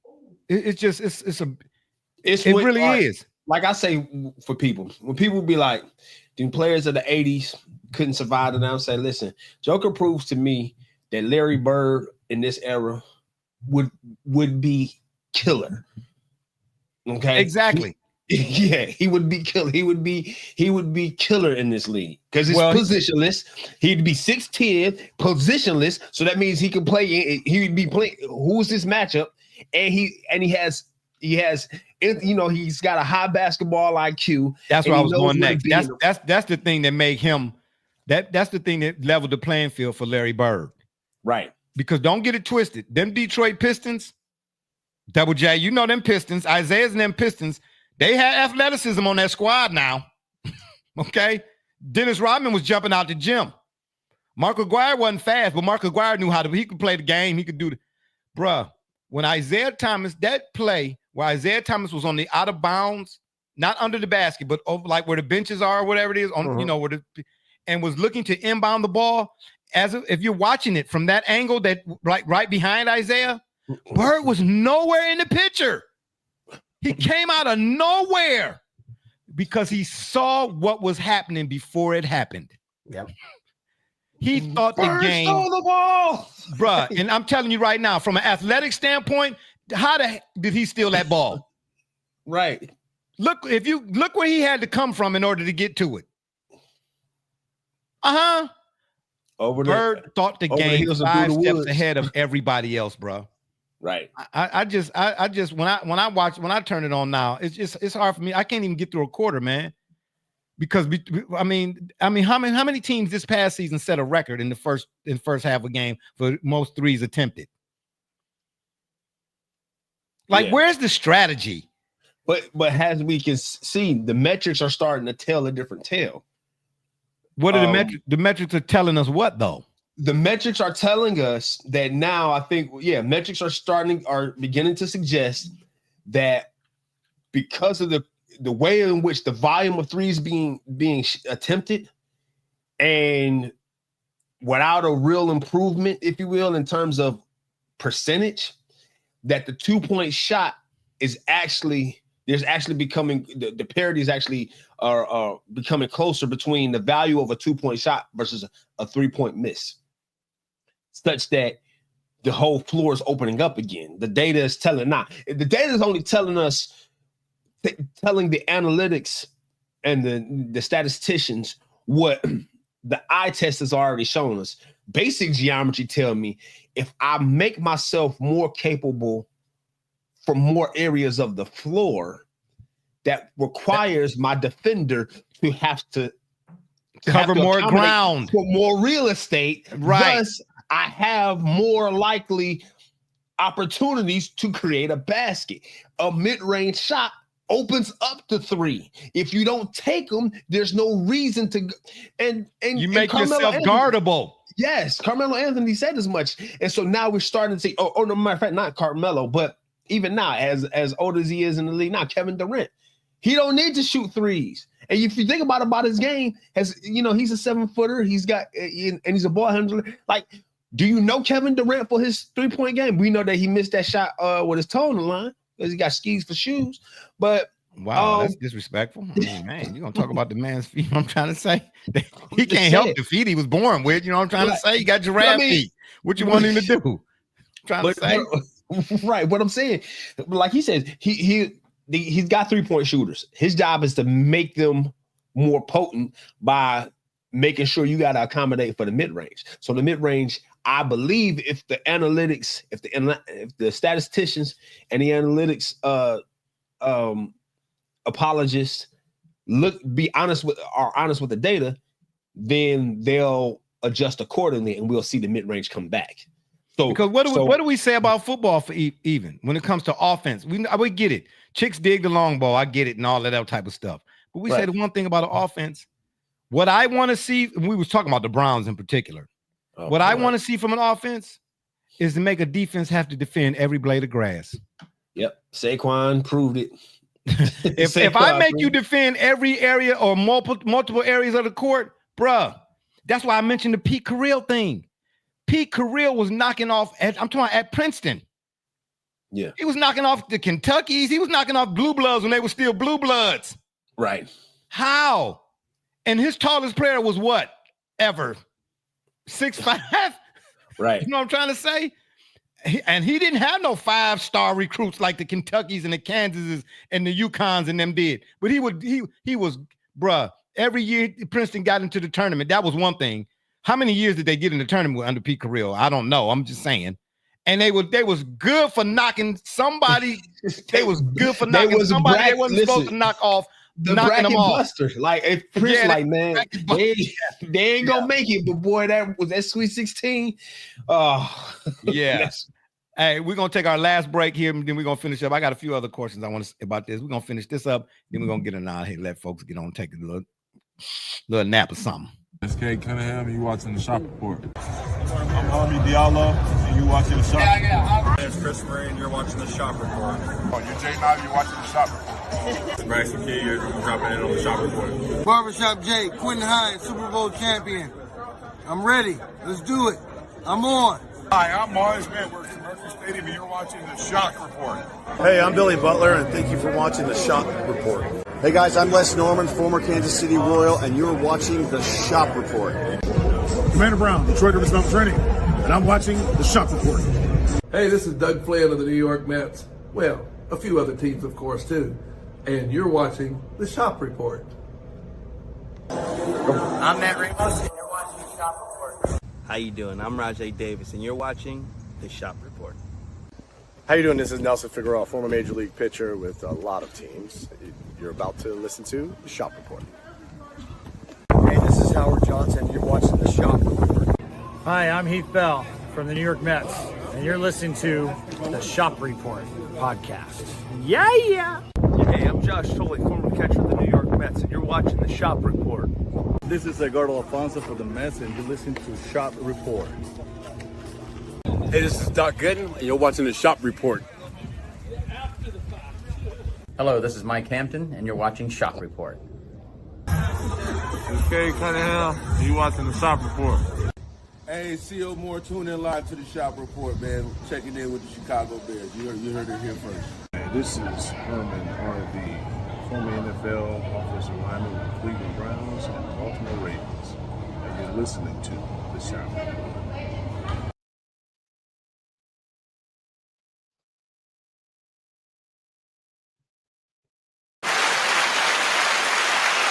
All right, we back. Hey, you know what? If my sons were at that age now where they could do that AAU stuff or whatever, because I didn't put them in AAU. I know too many guys that play. Greg Bell played at Southwest Missouri State, played for the Nets, whatever, for a minute, whatever, and Earl Boykins. I know a few guys, okay? I would send my son overseas. But why? Because if the foreign player is more fundamentally sound, if the foreign player is what Gino Auriemma says he is, then I'm sending my son over there. But now wait a minute. Okay, so now he wants it, right? So now we're confirming a few things from what Barbershop Jay just indicated, which was, unlike the art thing, he wants this. He wants to play in the NBA. Yes. Right? Okay. So, okay, and there's at least enough there to suggest that he is he got something. It's investment. He doesn't have lobster claws and can move his feet. Right. Right. And so lobster claws. Okay. Hey man, some people can't catch, bro. Hey, listen, you ain't got to tell me. I've seen a lot of NFL players who could run fast as all get out, but couldn't catch for darn wide receivers, that is. But go ahead. Catch a cold in the hospital. But this is a challenge that exists now in this country in a different sport that I continue to point out to all of you is a very grim and dark reality of the circumstance of the trend that we've now found, because Barbershop Jay is now saying what any parent would say about potentially their child being an international soccer star, which is, well, wait a minute, if they do this stuff better than we do, why wouldn't I send him over there if they want him? Or if he wants it, I'm sending him. But as a parent, why can't we do that here? So this is where I'm going. No. It's not that we now can't they want to here. go over there. No. It's not that we can't do it. It's because we don't want to do it because we put the cart before the horse. We're telling kids, chase. Listen, they sit down, they watch Steph Curry. Oh, ma. Or Dwight Howard when he had the Blues, when he was with Orlando. Oh, ma. So their parents, their parents think, oh, my kid gonna be the next whoever. So they take them to Dick's and they spend all their Christmas money, $17,000 on all this gear, but they ain't never once sat back and said to the, let me see you do a reverse pivot. Let me see you do a one dribble pull up. Let me see you do hit five. They ain't never did none. Now wait a minute, right? We're talking about, look, there's Oak Hill Academy. There's IMG. Zach Edey left Canada and went to IMG, played on the second team. Right. And he played against Mark Williams, who's on the Hornets at least he was. And so he ended up okay. It worked out for him to go and take the second, so there are success stories. Clearly, I went back to the 2017 national championship of La Lumiere in Indiana, because it really is in the middle of nowhere of Northwest Indiana. And, Isaiah Stewart was on that team. Tiger Campbell from UCLA was on that team. And there was also Tom Izzo's, one of his longest tenured assistant coaches' son was on that team. Okay. And strangely, but Jaren Jackson was on the year before. Jordan Poole was on the year before. So at what point do we sit here and say, well, wait a minute, we know how good the Montverde teams are, right? Cade, they were undefeated. Cooper Flagg's team was undefeated. So to Gully's point, we do have clearly the creme de la creme are learning the fundamentals somewhere. Right. Someone's teaching it, but why is it not? How are these? Well, listen, I'll tell you what it is. They're few and far between. No, it's taking place more in the foreign countries. You'll see it in more places than you do here now. No, man, I think it's because perhaps it's a Western philosophy, it's Western mindset, it's cultural, and it expands across a lot of our psychology. It's trendy. It worked for a few, so now everybody got to try it, and then until it bottoms out. Well, that's where parents come in. Right. Hey, no, we're gonna take you there and do this, that, right. and this. What I'm saying is because it has an ability to work, and I think we need it to work now. We need it to work immediately. So because everybody's looking for a quick buck. Everybody's looking for their son to get them out the ghetto, so to speak. Right. Okay, so Gully, can you add how a model would work? Because we're talking about expansion, and this is what I mean. It's like we are building cars, and we're just going to go try to build more cars overseas because we need to. Yeah, but if we're the not building the best and the cars. parts on those cars overseas are better because there's a lot of recalls with the cars now. Okay, So, and that's you're kind of building my more point cars, here. but you got more recalls. The NBA, look. So the NBA, I think, has to work itself up into a point where it has a bit of an international presence. So is that why they going playing more global games? Because I think this is what I was getting at. I think I said it earlier. If not, I'm gonna make it clear now. The NBA is the sport of basketball. You only need about 19, 20 people on the roster. Okay. What, on one roster? 20 people? Yeah, about 19. No, seriously. I mean, if you think about let's say the NBA roster, right? You got 12 to 15 people, maybe. Okay, 12 to 15 suit up, but then there are guys on the roster that are there if there's players, Luka Garza. Right. So you really might have like about 19 players. And I'm just saying at most. Okay. All right. So do the numbers of all these players in the world in America trying to compete for maybe 300 spots. Correct. The Derrick Rose point, Gully. Yeah. Right. If they're trying to compete for maybe 300 spots, when you open up the game to invite international players, now 300 spots becomes, right now, that becomes 275. But guess what, though? Guess what, though? I don't care if it was, listen, that's what I'm trying to tell you. If it's 300 spots, I guarantee you, the way you go about doing what it is that you do, you're going to get a spot regardless.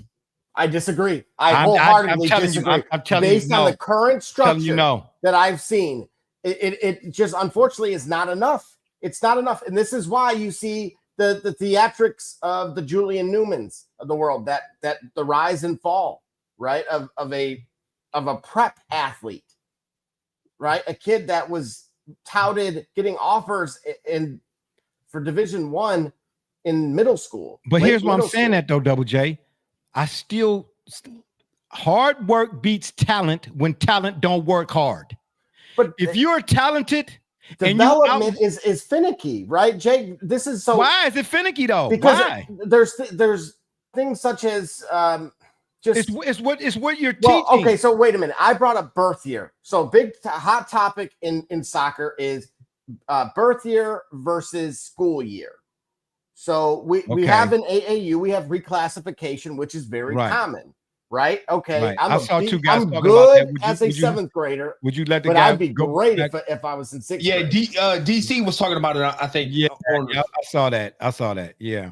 And so, in fairness to Aiden, I did that to him, but that was because he was an October birthday. If I know the data says as an educator that there is catastrophic differences between a January birthday and a fall birthday at just the educational level, why would anyone in the right mind assume that there wasn't a bio band or just a biological difference in that same duration? Is just asinine to me. So yeah, but see, guess what? This might be a bad parable, but I know a guy whose kid got autism and he outdo anybody who don't. Because as a parent, I don't care if you was born in January 32nd or July 48th. I'm going to make sure that you get everything you need and then some to level the playing field.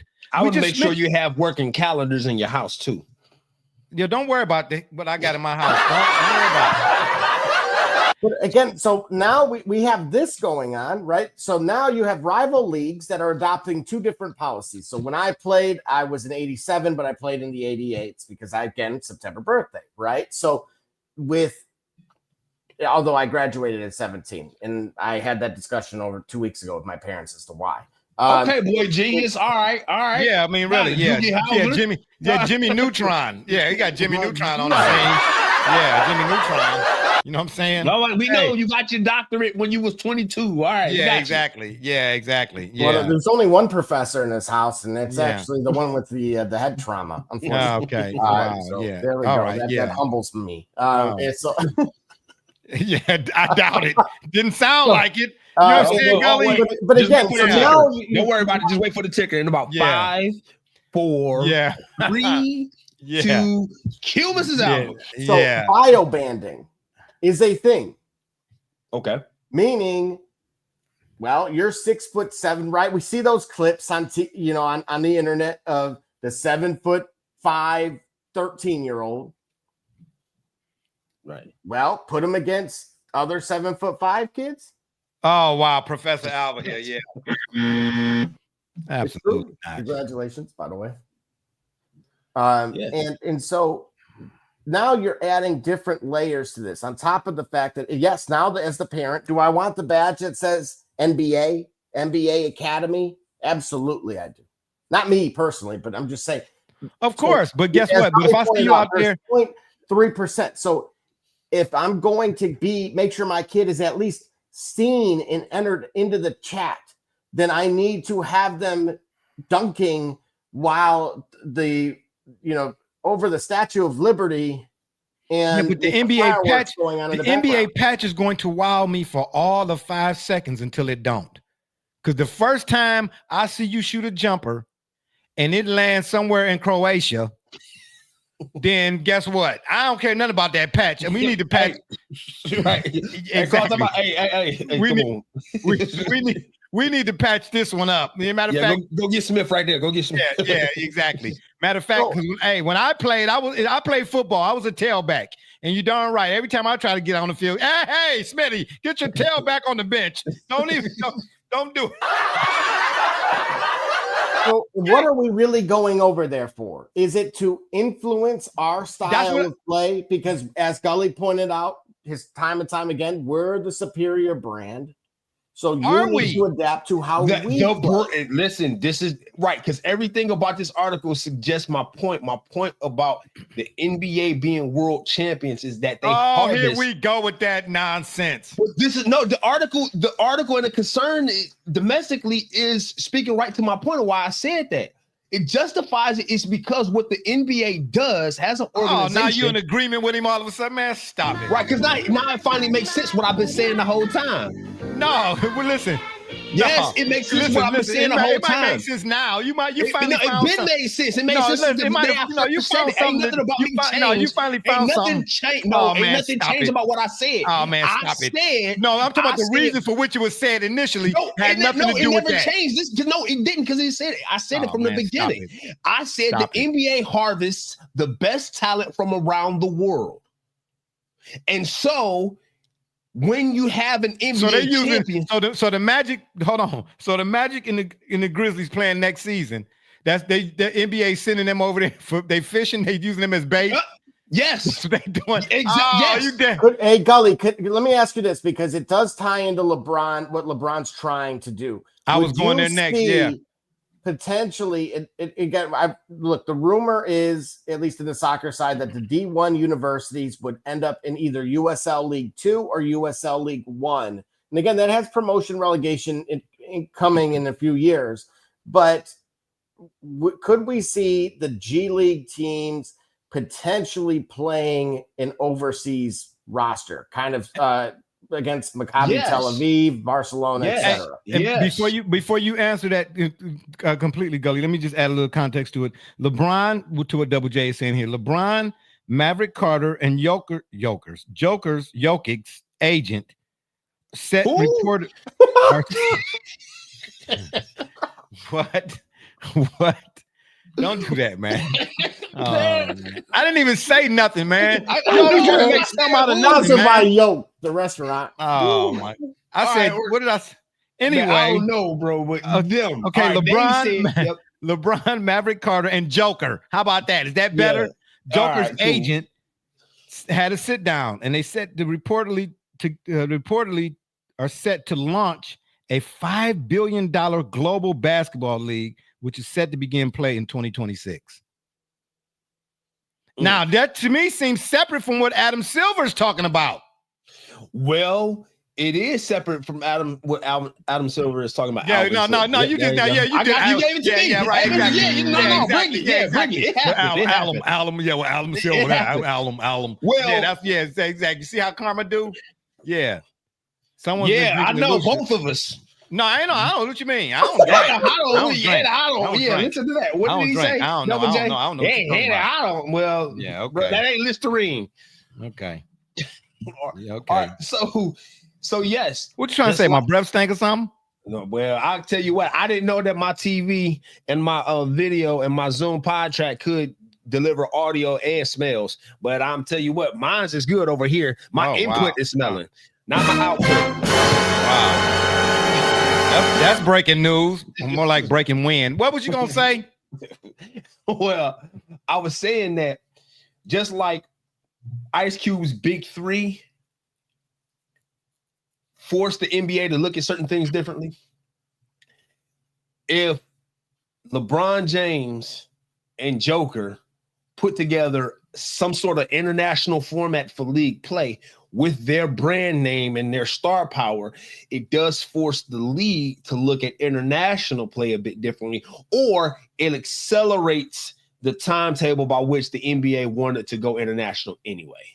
Right. Yeah, and but this might. I don't see how doing that don't take no shine from the NBA. Well, I don't see it because the NBA is still the NBA is unlike the NFL. The NBA is player centric. The NFL is a brand. See, so when you say the best player of this generation, LeBron James, Steph Curry, and notice I put the quotes up. The best player. And among the most recognizable names of the sport today remaining is LeBron James. And it's then Steph Curry, bro. I'm gonna say this again. I don't care how many times you say it. You're trying to tell me Steph Curry ain't as recognizable a name as LeBron James in today's that. Okay, whose agent talked to whose agent? Let's stick to what we're talking about right now. Well, not the argument that we want to make. Curry's agent wasn't there. Curry wasn't there. Steph, they took a picture. Did you say so? Did you say so? Man, no, I didn't say so. Okay, but I'm just saying how you know. So just because I ain't say so don't mean how you know. Speak to what you know because that ain't what you say so. Okay. Okay. I got you. Get on up out of here with that. What you say? Yeah, go ahead. All right. Speak to what you know. So the NBA's the star power of having LeBron James and having at the moment the greatest international player in the league right now, right? Multi-time MVP, NBA champ. I'm gonna argue Luka. Multi-time MVP, NBA champ. Like I said, I just said some. I didn't say me. I just said some would argue Steph Curry is more recognizable than LeBron James. We just went through that, didn't we? Well, I mean, but Steph got how many championships and all that? Yeah, Steph got a resume. Steph didn't. Steph won and how many anyway, but go ahead. Steph didn't talk to Maverick Carter and Joker to get this done. Well, he just wasn't on camera doing it. He might have. He could have been there. He was on the golf course. Assume Steph Curry is there. I don't assume anything. So Steph, LeBron, and Joker got together for this league. I don't assume anything. Yeah, right. Go ahead. That room smell differently. Okay. I tell you that. So listen. So do. All right. So like I say, you have those. You have two of the most recognized faces of the league coming together to create an international outlet for players to get worldwide recognition and thus worldwide attention and worldwide money to compete internationally with the NBA. It does accelerates the NBA's timetable or strategy for bringing their game international. What I'm saying is perhaps Joker and LeBron want to get ahead of the inevitable and do it first, so that way they have a bigger piece of that's what it looked like. That's what. Well, wait a minute. So I believe it or not, I actually watch more hoops in the off season than I do during the season. Because I'm watching prep and okay. So you watch high school more so. Right. So you have the Peach Jam at the high school level, or Nike Eyeball, as I pointed out, but then also. We have TBT, which is Chris Paul's tournament that I'm a huge advocate of, and Menamaki, who didn't participate this year, but seeing the crowds that are there in the more obscure places, right, like Wichita State's alumni, and being able to pack that arena in late July is fantastic.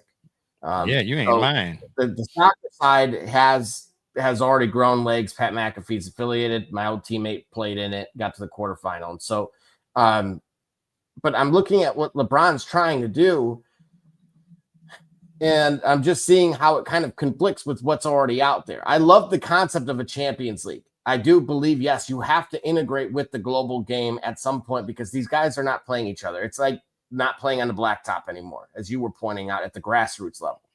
Or not going to out here we have St. Cecilia's. And so if you're not doing that and you're only practicing against yourself with that $1 million trainer, how good are you really getting?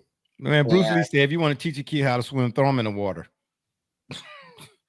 I'm just saying, you know what I mean? You can shadow box, you can do all of that. Like Mike Tyson said, we really want to about to get hit in the nose.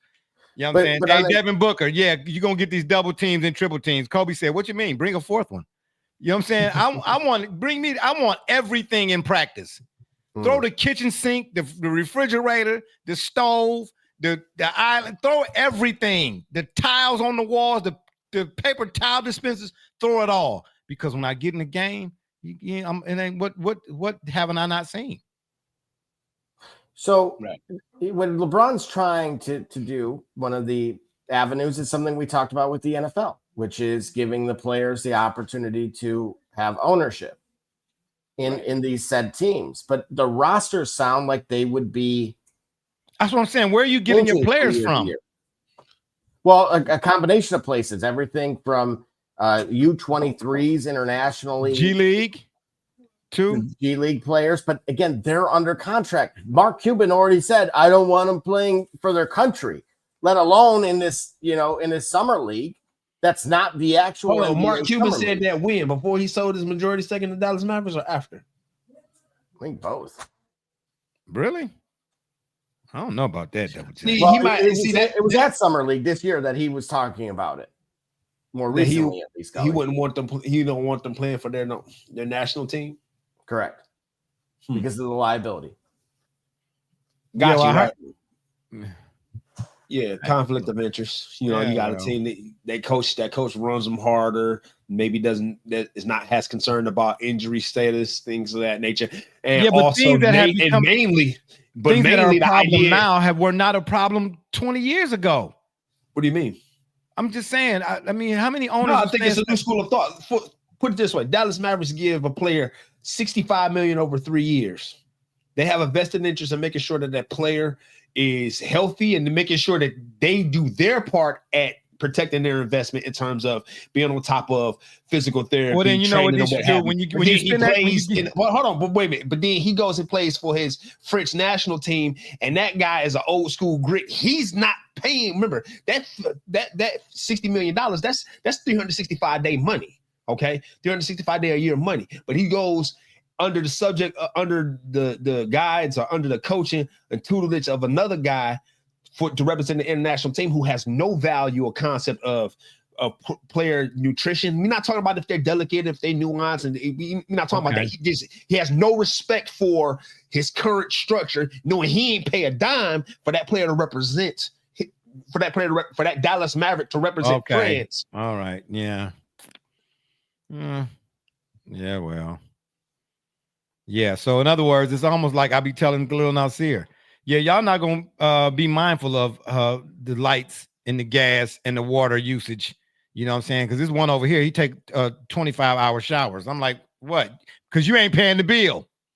Right. You know what I'm trying to say? If you was paying for it, you'd be more mindful of, how much time you spend in the shower. Exactly. Yeah, okay. All right, well, I'm with Cuban on that. I mean, look, at the end of the day, man, the game going global. I mean, I think this what Brian and them is trying to do. Actually, that's not a bad idea. You see what I'm saying? Get out ahead of it, so to speak. You know what I mean? But I think because Adam Silver says something to that effect as well. But I just think somewhere along the line, man. Hey, Double J. 1 minute, 59 and 15 seconds. He gave LeBron a compliment. Come on, you gotta clap. You gotta. Ain't nobody got time for that. Oh man, oh hell no! Yo, get up out here, man. Hey, listen, make sure get up out here with that, bro. Get up out of here with that, man. Make sure it goes. Listen, I'm telling Dario, I don't care. I'm telling I don't care. Dario, Do what you gotta do. Yeah, put it on the reel. Put it on the reel. Yes, yes. Put it on a clip. Yes. I don't care, bro. Gave him a compliment. I don't care. He gave LeBron James a compliment. Hey, because let me tell you something. That? When I get off here, I'm going to eat my yogurt parfait. I don't care nothing about what nothing you got to say. Just saying, hey, bro. if you need a plumber and you need a 24-hour job in Cleveland. Oh boy, really? That's what you're doing? I'm just saying, bro. I just think that what Brian and them is doing, and what Adam Silver talking about, man, at some point, it's gonna clash. It's subject to clash, but it does create it, and if it does clash, then it benefits those who are trying to create an opportunity for themselves. Right. Well, we're not. You talking about the players now? We're not the players. Yeah. Yeah. We're the not. Players, Talking about yeah. players, They have more outlets. So how many times, players that we know we've watched at the prep level, Double J's watched at the prep level, we watched them at the collegiate level, but somehow or another, this guard that was everything, all ACC or what have you, went to the tournament, had a great tournament. But you mean to tell me the Boston or the Charlotte Hornets need a shooting guard and they don't pick this guy? What does he do? He goes plays for the Shanghai Ducks or he goes play Shanghai Sharks. Don't disrespect Shanghai like that. No. Who the Ducks? Ain't nobody got time for that. Who Oregon. No, not Oregon. The Oregon Ducks. That's what they are. Yeah. The Mighty Ducks, the Oregon Ducks, somebody's duck. Duck, goose. Your goose is cooked. You're going to say the Shanghai Ducks. Really? Wow. It's so disrespectful to our foreign counterparts there. You know what? Our foreign, I'm sorry about that. I am made No, don't apologize to me. I'm not apologizing. I'm apologizing. What you looking at me for then? Sharks fans. I'm apologizing to all the Sharks fans out there that tune into the Shop Report. I'm sorry for misrepresenting your title. Okay, yeah, whatever. I doubt it. It didn't seem heartfelt to me. Just saying. It didn't seem like you got that sentence out either. Okay, I did. Okay, because I got 7 teeth, 3 in my mouth, 4 in my pocket. Don't disrespect me. Don't do that right now. Not today. We ain't doing that. I'm asking this question. So we think in the end, overall, that globalization for the NBA is a good thing. It would lend itself to a better played game. It should lend itself to a better played game. I said, will it? I'm being definitive. Oh, yes, it will lend itself to a better played game. Maybe not. This ain't no 50-50. Well, wait a minute. We haven't even described how it would actually work fundamentally, right? We just threw out all the issues that LeBron would have. We threw out what issues lie for the NBA, just the academies within North America. How in the bleep are they going to go overseas? Look, I get it. The NBA Africa has given us a little bit of insight. And they gave us Pascal Siakam. Right. Like you said, we're looking for the Joel Embiid. That's pretty easy. Oh, Joel Embiid. Hold on. Maybe hold on. Stay on our square. Barbershop. Pascal Siakam. They gave us Pascal Siakam. Okay, so one, is that success? And if Halliburton had been healthy, right? Who? And Victor Oladipo? Yeah. Oladipo? Hey, listen, injuries cut it in. Cut his light off.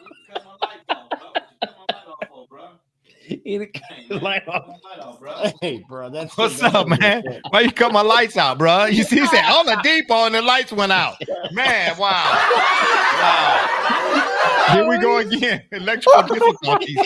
Oh, that's so disrespectful. But I'm saying Oladipo was on the scene, bro, before he got injured. Yeah, injuries derailed where he could have been. Hey, and let me ask you this: Is Pascal Siakam? Bruh, I'm saying if Halliburton had stayed healthy, we would have been talking a whole lot more about Pascal Siakam. Because Pascal, well, right. so then why you? I was dismissed on this very same program too when I brought him up. No, absolutely not. Don't lie. Don't lie. No, yeah, stop lying. Stop lying. Not by me. Alva, stop. Don't do that. No. Nobody in the way in the world you can say Pascal Siakam and anybody on this platform and program had anything bad to say. Absolutely not. I don't care. You point at me. My lights went out, so I don't care. I'm just saying, yeah. He gave us Pascal Siakam. You know what I'm saying? What you want from me? So then let me ask this question then. What are we doing there? I feel like we're going and planting a flag for the bleep of it. Why? Because to Gully's point, we still have never addressed this, like the clear zoo in the room, which is, if we already are getting the best talent from over there, why do we need to go over there? Because what happens is money, first of all. Yeah, no. Why are we not getting the money now? Because there is a marketability issue. The best talent is coming from some of the best talent comes from overseas, or the best talent comes from overseas, but we don't know who they are. And in the microwave attention span. Whoa, why don't we? We don't, bro. All right. Look at the draft this year. How many of those international players did we know of? Who name them? Did you? Well, I didn't even know none of the American players. So I'm out. So we're doing all this because Joker got drafted during a Taco Bell commercial. Absolutely, because Joker got drafted during the Taco. He's a generational talent. Let me tell you something. If Joker was Zach Edey, we would know exactly who the heck he was. Did we know who Tony Kukoc is? What's preventing us? No, we didn't know who Tony Kukoc. Hold on, pause, time out. I just said we did not know who Tony Kukoc was in 1992. He's trying to Tony Kukoc this. No, we didn't. That's the whole point. We didn't know who Tony Kukoc was in 1992. They brought that up in a blip. No, we didn't. Jerry Krause did so much that Michael took it personally. Okay, you're talking about you see him and Scotty punished him too. And you're talking about the guys on the floor who knew who their teammate was about to be. My dad worked at PPG in 1992. He's a big Bulls fan. He didn't have no idea who the hell Tony Kukoc was. Yeah, I didn't know who Tony Kukoc was, and I was really into basketball back then. And so, as transformative as those players are, and because attention spans need to be short, the NBA's globalization, knowing that they're getting their players over there and they're going to continue to do that because we cited developmental concerns here domestically, they're going to have to get us a way for us to see the next big things, the next big names coming up. Before they come over here. Because domestically, we have Kentucky, Duke, North Carolina, Syracuse, but now wait Florida. Wait a minute. We have those names. We don't know. Show, Gully. I've told you who I described Karim Lopez. You did. Who's a lottery pick coming to us, playing in New Zealand today. Now. Yeah, but Double J. So exactly. So how many of those New Zealand games are going to be? So imagine if you had them New Zealand games with some type of NBA international logo we were at the bottom right corner, weren't we? It was on NBA TV. Yeah, but Wemby was like a generation. He's a generational talent too. Let me ask you this: the guy you just mentioned, take a field mic, so to speak, and go downtown Detroit and ask anybody. Just ask them, do they know who that guy is? They be like, "Hey man, the dude that's there, exactly." But ask anybody who Wemby is. Might be somebody's cousins, right? Exactly. Right. But Wemby was put out front, bruh, right out the gate, man. You know what I'm saying? He was already getting shine. NBA shine while he was over when he was 17 or 18 or whatever. Because he's 7'6" and he moved exactly. The way he does. Exactly. He was like a sore thumb type of dude. He stood out. Right. But it's like Manute Bol with KD's handles. Oh, yeah. Well, okay. I'm glad you didn't say Sean Bradley. But anyway, yeah, like that. But Double J, the thing what I think the international people are saying, hey, you know, y'all getting all our players, and that's fine. That but y'all not gonna keep showcasing our players on y'all soil, right? Hey, listen, I want Joker to play bring an NBA game to Serbia, so to speak. They did that. Right. They took France. So they took the Pistons to France a couple of years ago. Right. So what are we trying to do? This is why I'm saying LeBron stuff should have legs. Or do we believe it do got legs? I know the players would hate this, right? The Lakers going to Dubai in July, like the soccer players have to, which is, if you're successful, we had the Club World Cup here in the United States this summer. Okay, so if how do you know the players will hate going to Dubai in July, which is a nice line. Well, because they in that particular league, they seem to be a little bit more. They're paid for. Yeah, where does that come in their contract, right? That's correct, and they would be compensated for that, absolutely. Right. So then, why would they? If they listen, players today are about getting the bag. And to your point, because it's like NBA Cup, it doesn't mean anything because it's new. No, I think it'd be different. Listen, and to Gully's point, because world champs already, why am I going You're not the world champ. This is right, exactly. You might have world players on your talent, but you're not a world champ until you go. World champs. Hey, listen, no, you want to be the world champ? We are not the world. You are the world champions. You are the. All right, so let me ask you. So you really believe that the 2024-2025 Oklahoma City Thunder would fare poorly versus international teams, versus the German national team in the best of five? I can't say that without seeing. I haven't seen the German national team. I haven't seen it. We just sat here for 2 hours. We've been arguing. I said I haven't seen them. For 2 hours, the Real Madrid on paper was supposed to be the best team in the world, and they went to the Club World Cup. Who was? Real Madrid. Real Madrid. I ain't talking about Real Madrid. I'm saying in the Club World Cup for soccer. Right. Okay, so we had the MLS teams. We had the soccer. Yeah, but Double J, but that's soccer though. And that's soccer. And the reason why that's soccer, you got to prove it. And you got to prove it every day. That's the problem here. That's another underlying factor in all of this. Yeah, but American soccer ain't what American basketball is, bro. The undercurrent of what we saying, the undercurrent of what we're addressing is that the best talent in basketball at some point reaches the NBA. The best talent around the world.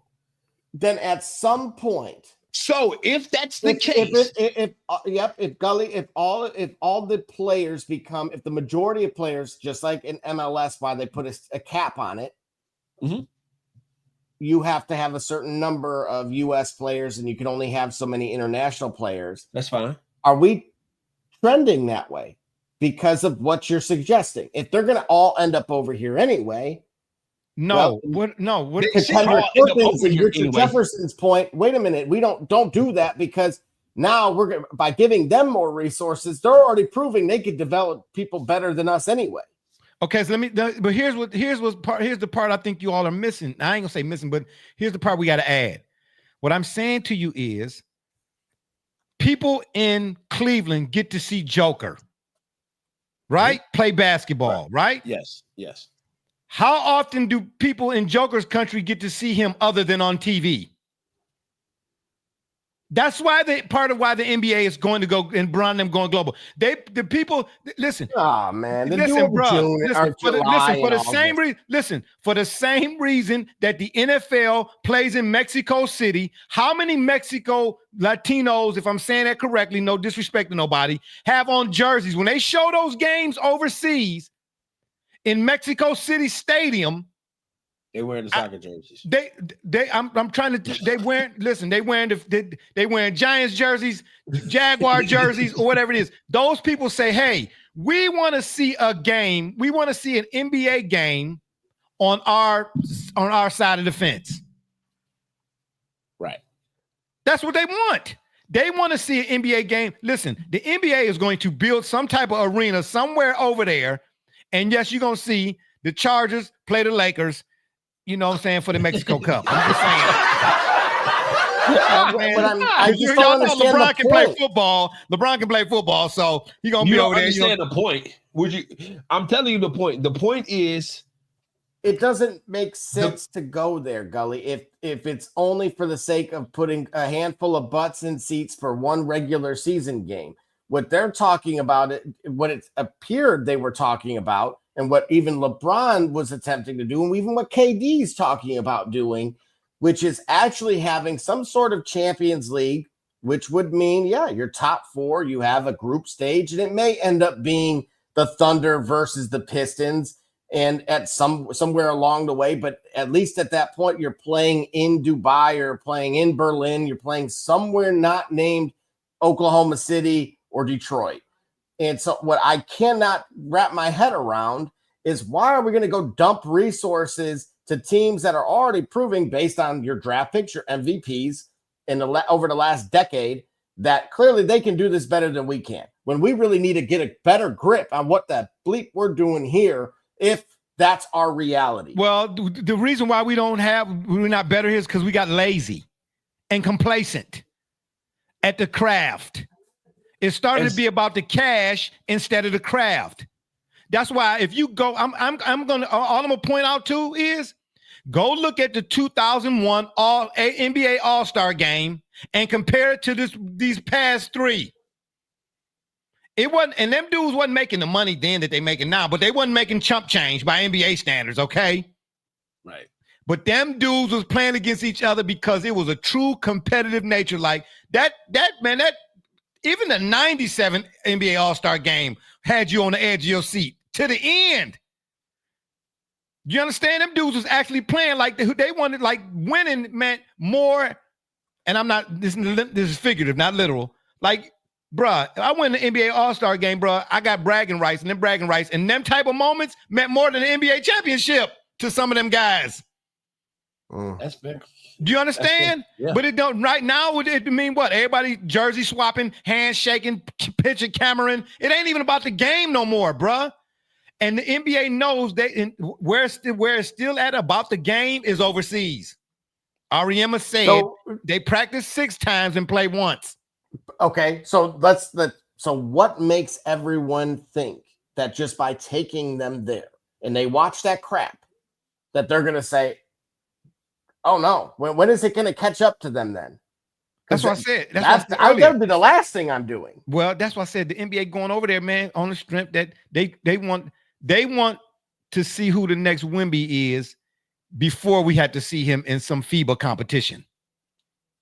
And I believe that putting the NBA logo somewhere on a broadcast from an international up-and-coming player early enough, makes it often enough that he becomes a recognizable name that by the time draft night comes, there's real excitement. Bro, the draft is pathetic, man. Pathetic. We don't know the names of these guys unless they came out of Purdue or UConn or Villanova. And how many of those guys getting drafted? No, but some guy who plays in a league in Great Britain, who plays for a league in Italy, he's got the top 6 spots. So the whole fans is like, who is this guy? Hey, right, didn't we say the same thing about boxing? We said the same thing about boxing. We said it used to be a time where you could watch boxing on Wide World of Sports for free. And you could follow a guy and build to the point that he became a pro. Like, oh, okay. Yeah, the first time you seen him advertised in a pay-per-view, you was rushing to buy it because you'd already seen him 30, 40 fights before. Exactly. Now you watching an NFL game, and then you see the commercial come on and say, Tecate, watch Manuel Macarito fight, you know what I'm saying, Hornitos. And I'll be like, Justin Thomas, right? Yeah, Justin Thomas. Who is this dude? This is my first time you're introducing me, and you want me to pay $39.99? Right. Absolutely not. No. On the Zone on Saturday for a world championship title fight. Yeah, exactly. And I ain't seen him before. No. Like you said, and to Double J, to Gully's point, you're the numbers guy here in the draft neat, so to speak. In this past draft, in the first 20 picks of the first round, how many were American players that came from them places Gully talking about versus foreign players that came from the places Gully talking about that we don't know where the guy came from until he got in the draft? How many of them guys did you know prior to? Right. Oh, okay. Yeah. He didn't checked out on his people. Mm-hmm. He didn't. Yeah. How many of them guys? Because I'm telling you, I watched the NBA draft, and after Cooper Flag, I was like, who is who? Right. But how is this going to change that? Because you're talking about us going there. By going over there, we'll get to see them in their element. Why wait till they get here for us to know who they are? We'll know who that next guy is. We'll know who that is. The Heat versus the Pistons. It would have to be, Wemby's team versus the Pistons. Oh, I see your point, Double J. Okay, yeah, all right, got you. Right. Yeah. Yeah, well, of course it would have to be that. That's why they're not world champions. That's why they are world champions. That's why they're not. That's why they are. Exactly. Yeah, the Pistons playing the Lakers for the NBA championship. Why? Because why don't they call it the world championship? Why do they call it NBA championship? What do their ring say? I don't care what the ring say NBA champion. No, it doesn't say world champion. Okay, well then, all right. Well, if it don't say world champion, best concentration of talent playing sport of basketball is harvested from around the world to play. That's fine. But why when you watch it on TV, why do they call it the NBA? Then why is it called the NBA? Why call it the NBA championship if it's in fact a world championship? The rings say world champions. I don't care what the rings say. I'm talking about why do they? I don't care. I don't care why they say. You're making my face itch. Well, listen, no, that's because you got all that stubble. Okay, that's because y'all got the stubble. I'm asking you, why do they call it an NBA championship? Because that's what if it's not that. For. That's what the league they're playing for. So if that's what they're playing for, then you're NBA champion. Yeah, and you. So if you're playing for the NBA league, if you're playing for the NBA league, you're a world champion, but not an NBA champion, but you're an NBA champion. You're an NBA champion. Yes. Yeah. Okay. Right. Yeah. Champion. Right. Okay. The best concentration. All right. Let me ask you a question. Okay. So what league? Yeah, I'm Joker with you. is a three-time MVP. Listen, Joker is a three-time MVP for what league? The NBA. Okay. Joker played college ball where? The NBA. But see, again, there's no global qualification system, right? To With what? FIBA, you have a World Cup, 32 teams, It's fine. national teams. I keep bringing up, and I stay at this Champions League clubs compete, qualify via merit. So again, the NBA being a closed system versus. I stay on this Dennis Schroeder point because you guys still have no argument for it. How is it possible that marginal players on NBA rosters lead international teams to world championships? The best player on that roster, the best teams from other regions. So the best, so the, it's an assumption. So the teams that usually beat American teams are led, and I will counterpoint. Okay, so all day long, you cannot, because that's you why. Cannot. Okay, so Gully, hold on. Let me ask. Hold on. Let me ask. I didn't even finish it out. That you are better. Gully, ask me this. I can listen. Hold on. Name the last time. Okay, so when they Argentina won in 2004, and they ain't had no NBA players on them. Yes, they did, bro. Argentina won in 2004. Listen, several foreign teams won. Listen, several foreign teams won without NBA players. Excuse me, several foreign teams without any NBA players have won Olympic gold medals in basketball. The Soviet Union won gold in 1972, and in 1988, Yugoslavia won in 1980. Before the Dream Team. Additionally, Argentina won in 2004. They did not have NBA players on them. Who was on that roster? I don't know. I'm telling you, go look it up. I'm telling you, in 2004, Thank Argentina. you, Detroit fan, man. Detroit fan man said, but Jay, you should know, prior to the 1985 season, allegedly the finals were known as the NBA World Championship Series on marketing materials. Okay, the NBA World Champion, but the NBA ain't in the world. The NBA is in the United States. The hell? Don't listen. That's why I don't do wordplay. You gotta you gotta specify. Hey, listen, I need specificity, bro. What I'm trying to say. Man, in the show, man. We got the NBA in the world. Oh boy. Yeah. Bro, how is this possible? Wait a minute. Wait a minute. Wait. Where did you get your facts from? Go look it up. The 2004 Summer Olympic men's basketball team won what without any NBA champ with any NBA players? Has a non-American team won the gold medal in basketball? Yes. Argentina did it in 2004. Okay. So all right, I'm gonna build this thing up. So who the heck was Fabrizio Umberto? Because I can tell you what, 3 seasons later, he was on. He sound like a bag of beef jerky. No, that sounds like the starting.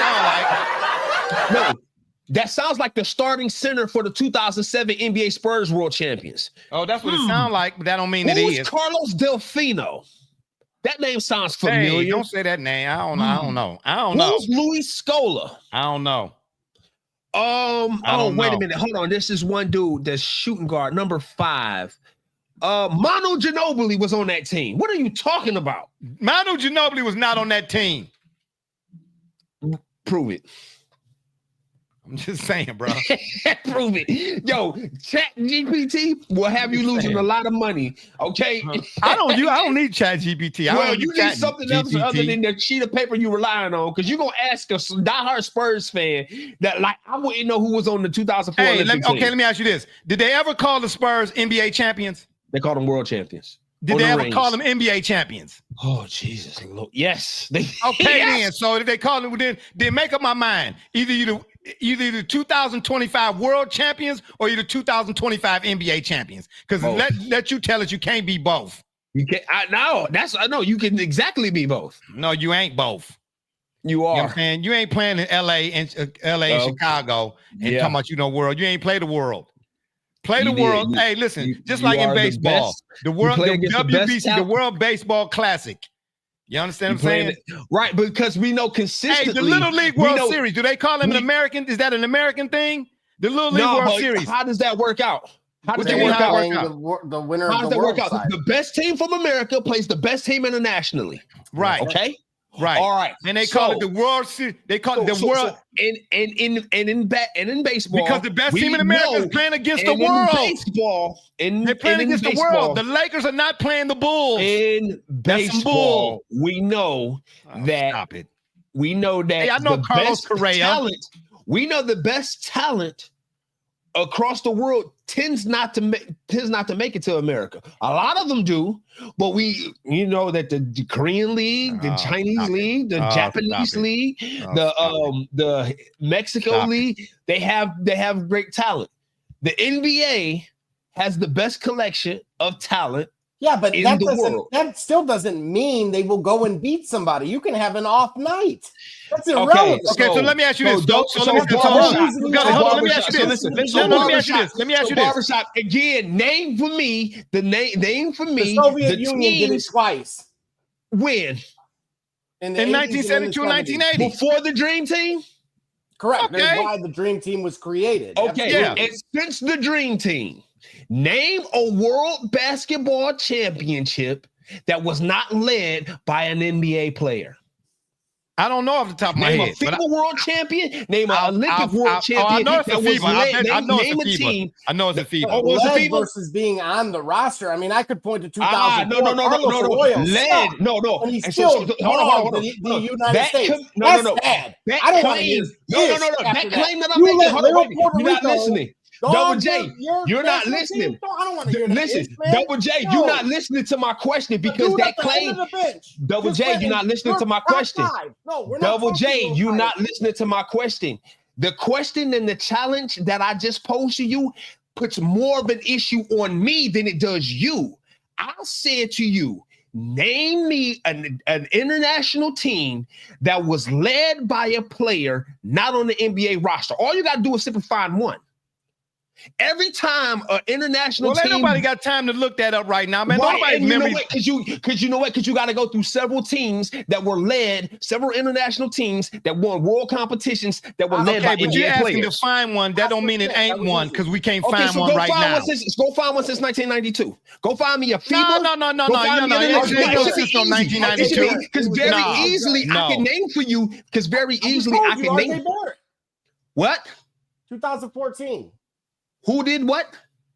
RJ Barrett did. Because RJ Barrett, I think he was still pre-NBA. He was at Duke. And he won what? Well, that was still with the U18s at the time. Do you understand? Listen, you see how he can't even take. Look, both of y'all smiling. Y'all both. I'm not smiling. I'm not smiling, bro. I gotta go to the bathroom. That ain't no smile. Oh yeah, that's where that nervous one. You gotta hurry and get out of here. Bro, please. Well, cue the call out, bro. Because I don't need to cue nothing. I ain't queuing nothing. I'm about to ask this last question. I'm looking at the 2021 World Championship Milwaukee Bucks ring. I'm looking at the 2011 World Championship Dallas Mavericks ring. I'm looking at 11, 10, 9, 8, 7, 6, 5, 4, 3. Has there ever been an NBA 2003 World Champion Spurs ring, 2002, 2001 world champion Lakers ring, 2000 world champion Lakers so hold ring. on. So then for your argument then, has there been an NBA team that didn't have a foreign player on it that won an NBA championship but still called themselves world champions? Zero. Plenty of times. Zero. Since 1992 especially. So it ain't Every no single NBA team. So every single NBA team that won an NBA championship had a international player on their roster. Okay, so you mean when Magic? Hold on. So even all right, let's go look at the Pistons then. No, man, you should know that.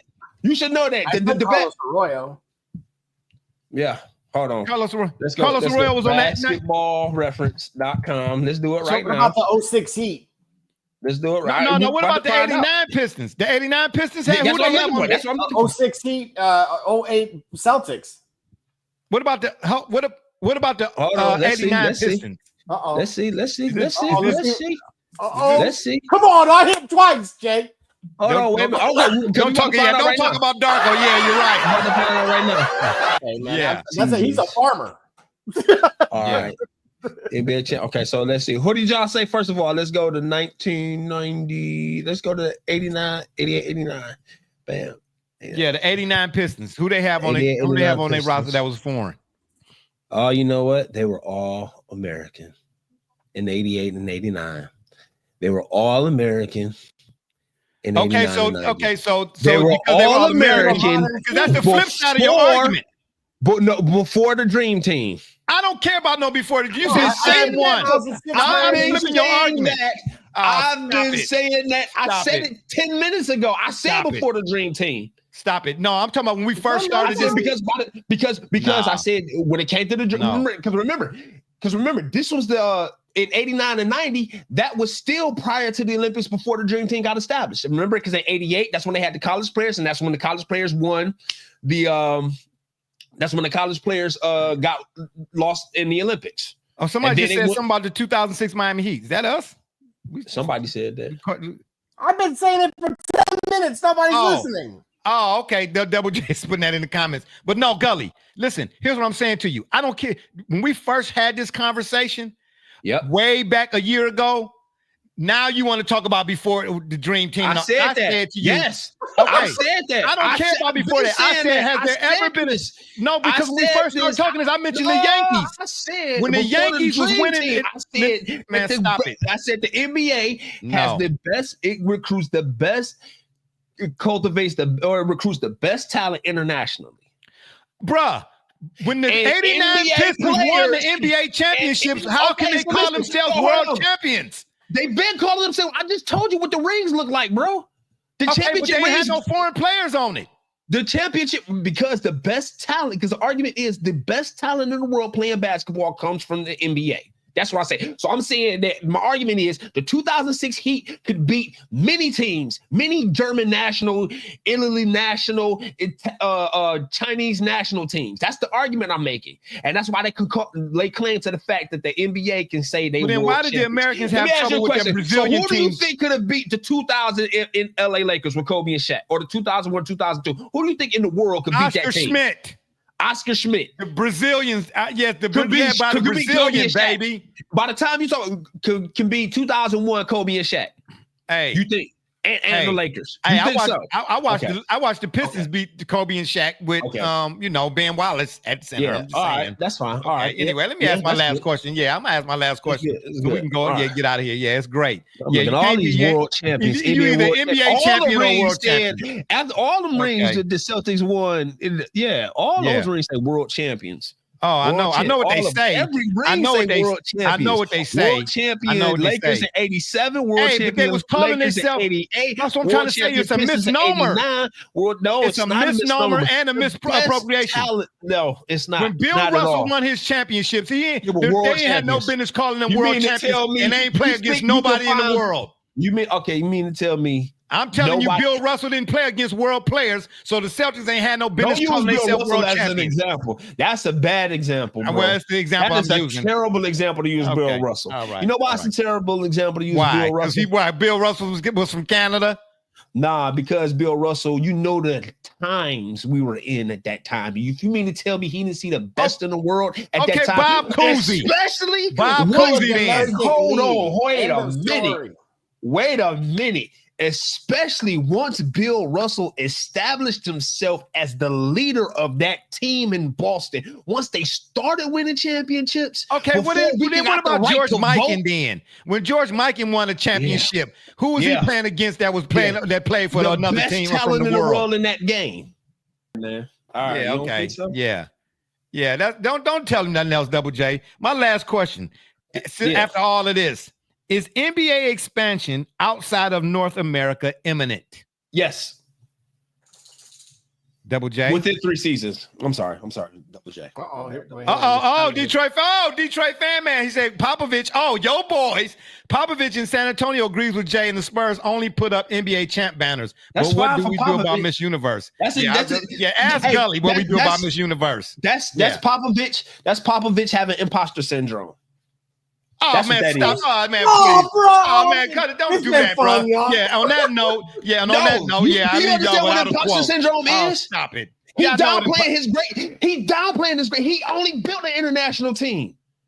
What are you talking about? Tim Duncan's from the Virgin Islands, first of all. Second of all, man, that's U.S. territory. Oh, yeah, a territory. Is it the country? It's U.S. Is Hawaii the country? No, Hawaii got a United States post office, then they the U.S., boy. Okay, so listen. So he nothing. led Puerto Rico got United States who post else office. can do what they can do with Fabrizio Alberto? And before that was Naz Muhammad. Okay, what you mean? Who couldn't do it? Pat Riley could have. Okay, whoa, Cab What you Calloway. All right, Cab Calloway. Yeah, exactly. Yeah, when U.S. spent North lost in 20 the NBA world champion of what? The United States. He wasn't questioning NBA's talent level, but rather the naming. The NBA didn't. That's all I'm saying. The naming. Double J, don't listen. You ain't got to. Okay, so we saying that the win a global. All right, man. All right. Anyway, the best talent. Anyway, y'all still ain't saying nothing. You still ain't saying nothing about. Don't do the pizza. Don't do the pizza. Don't do the paisan. Don't do the paisan. You have not addressed the Dennis Schroeder argument. First of all, y'all have not addressed it at all. So, what is that? I don't know. The argument is whether or not he got blonde hair this week. That was the argument. You know what I'm trying to say? And who cares? Argument. He is a marginal player in the NBA, but he led the German team to a world championship. You only say that, you know why? Because he was a recognizable player. He didn't lead them to nothing. No, he did. He was the MVP of the team. He was the MVP of the team. Why? You know why? You know why? No, you know why? Because they handed it to him. You know why? Because he was paid. There was envelopes being passed around. How was his envelope being passed? How was he paid? How was he paid to be the most important person on the team? That don't make sense. You pay people. You pay people to influence a result opposite of what you want. Because you don't pay people to influence. They know that if you give it to the American, it means it's better for the collective over here. Okay, that's what that was about. That's okay. So a marginal player, and anytime I'm just saying, anytime Team USA loses, they lose to a team led by an NBA player. Anytime an NBA team loses because they lost because they ain't handled business not winning. That's what I'm telling you. Yeah, okay. No, I mean, to Gully's point about Schroeder, though, whatever, that he actually kind of makes our point for us that winning in the NBA doesn't automatically equal global dominance. No, exactly. That's exactly why you should be calling the globe. Winning globally doesn't mean you have dominance in the NBA, which proves you have the best talent. Winning globally makes you a world champion, though. No, he makes my point. You can beat them, which are supposed to be the best marginal player led a marginal player led a national team against other collective national NBA players. Oh, that makes him an NBA champion. So when Dennis Schroeder, when Dennis Schroeder won for Germany, that made him an NBA champion. He led German national teams against a collective of NBA players. So that made him an NBA champion. I'm telling you, when you I'm asking you, did it make him an NBA champion? Did it make him an NBA champion? No, it made him a world champion. No. But if one is the same, then the other one should be that too. Did it make him an NBA champion? Yes. Oh, stop it. Yes. Yeah, okay. Anyway, yeah, Yes, right. Because absent the NBA player, because you can't name one. Name a time. Name a time that an NBA. Name a time that listen. Our international teams, our national teams in America, are represented by a collective of NBA players since 1992. Name a time that they lost on the international stage to a team that was not led by an NBA player.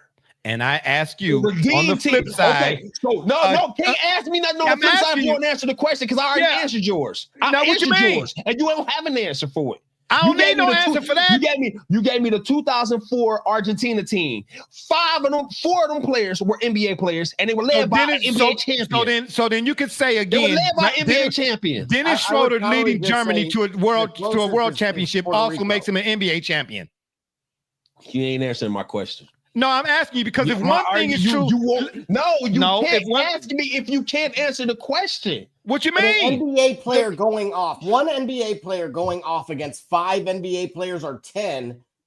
It speaks to the talent level. Exactly. It speaks to the suggests overall. that the league style of play sucks so badly that when you give that said player an opportunity, he actually can play better than them. That is probably the worst bleeping argument I've ever heard in my life. Not at all. Yeah, because it still makes my argument. It still makes my argument in association with because you still have not named. All right, Dennis Schroeder being a marginal player beating NBA players is bad for business. No, it's not bad for business because you still have not named. Carlos Arroyo was the only active NBA player for the 2004 Puerto Rican team. Okay, they had one guy. Did they lose? Did they beat the American team? Point guard. Did he lead? It was Carlos Arroyo. He led. Wait a minute. You saying Carlos Arroyo? He led he was a team leader for that Puerto Rican team. In that particular game, but not in general.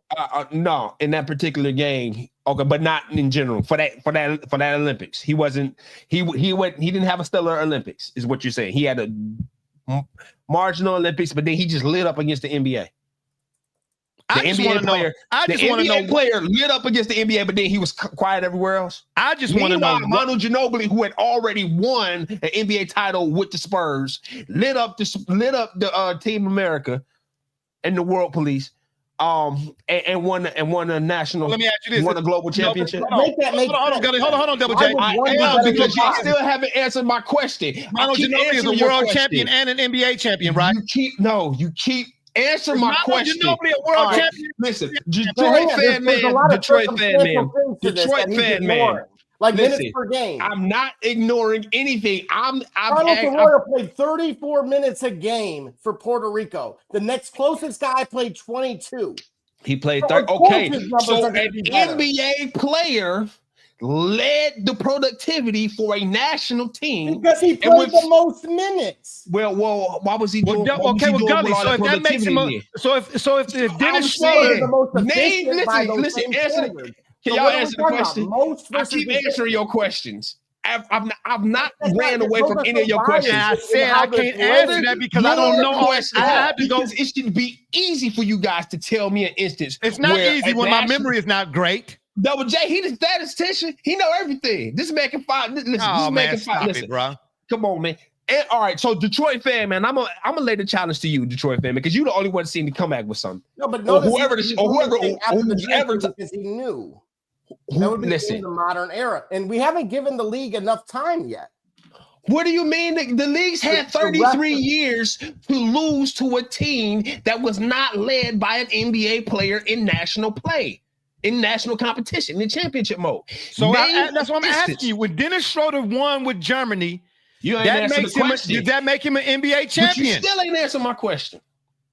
You still find me the international team of non-NBA players that beat the American players in a I told you I need time to find them. I said name me. Here's the thing. Remember all those same points you made before? Oh, this league is going to give us the brand, right? Mm-hmm. So if the brand is so good and big, well, that's why those guys are on those rosters. They're actively recruiting international talent. They've been doing it for 30 years. No. But I'm saying this. They've been doing it since the 80s, matter of fact.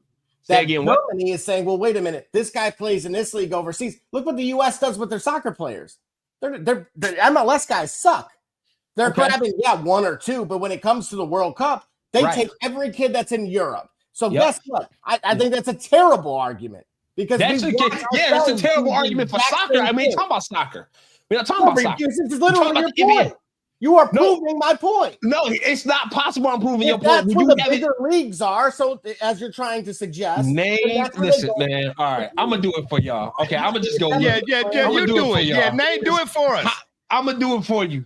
I'm going to name the time a collective, international team that was not led by an NBA player beat the American team, which we know since 1992, every national. So on the flip side to your argument, Dennis Schroeder beating the Americans, that made him when Dennis Schroeder played for Germany and they beat America, then that makes him an NBA champion. Yep.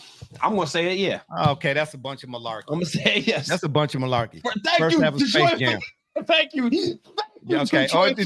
Detroit fan, man, your drinks are cut off for the night. That's it. Yeah. It's nighttime for you. Right, buddy. You gotta go to Space Jam to answer my question. Whatever I gotta go to, it's a flip side to every question. We ain't dealing with no wooden nickels. Listen, when you can't turn in a paper half done and expect a day. You want to answer the flip side of a question when you ain't flipped over the page on the first one where you got right. Is it two sides? I'm not talking about the paper. What about a coin? Is it two sides to every coin? Yeah. What's on my side? I don't know what's on your side. You need to answer that first. Get identified because I done made my apparently let you tell it. What's on your side is on the same side as the other side. So it's a double nickel. Listen, it's a wooden nickel. That's what it is. 55th been fine by me. The double nickel. Okay. All right. All right. We can get out of here. Obviously, y'all see, we're gonna pick this back up at a later time because he sounds ridiculous right now. And on that note, I'll leave you with this quote. A man's glory from his virtue is greater than the glory of his pedigree. Let me read that again. A man's glory from his virtue is greater than the glory of his pedigree. That's why I'm virtually. Yeah. Virtually.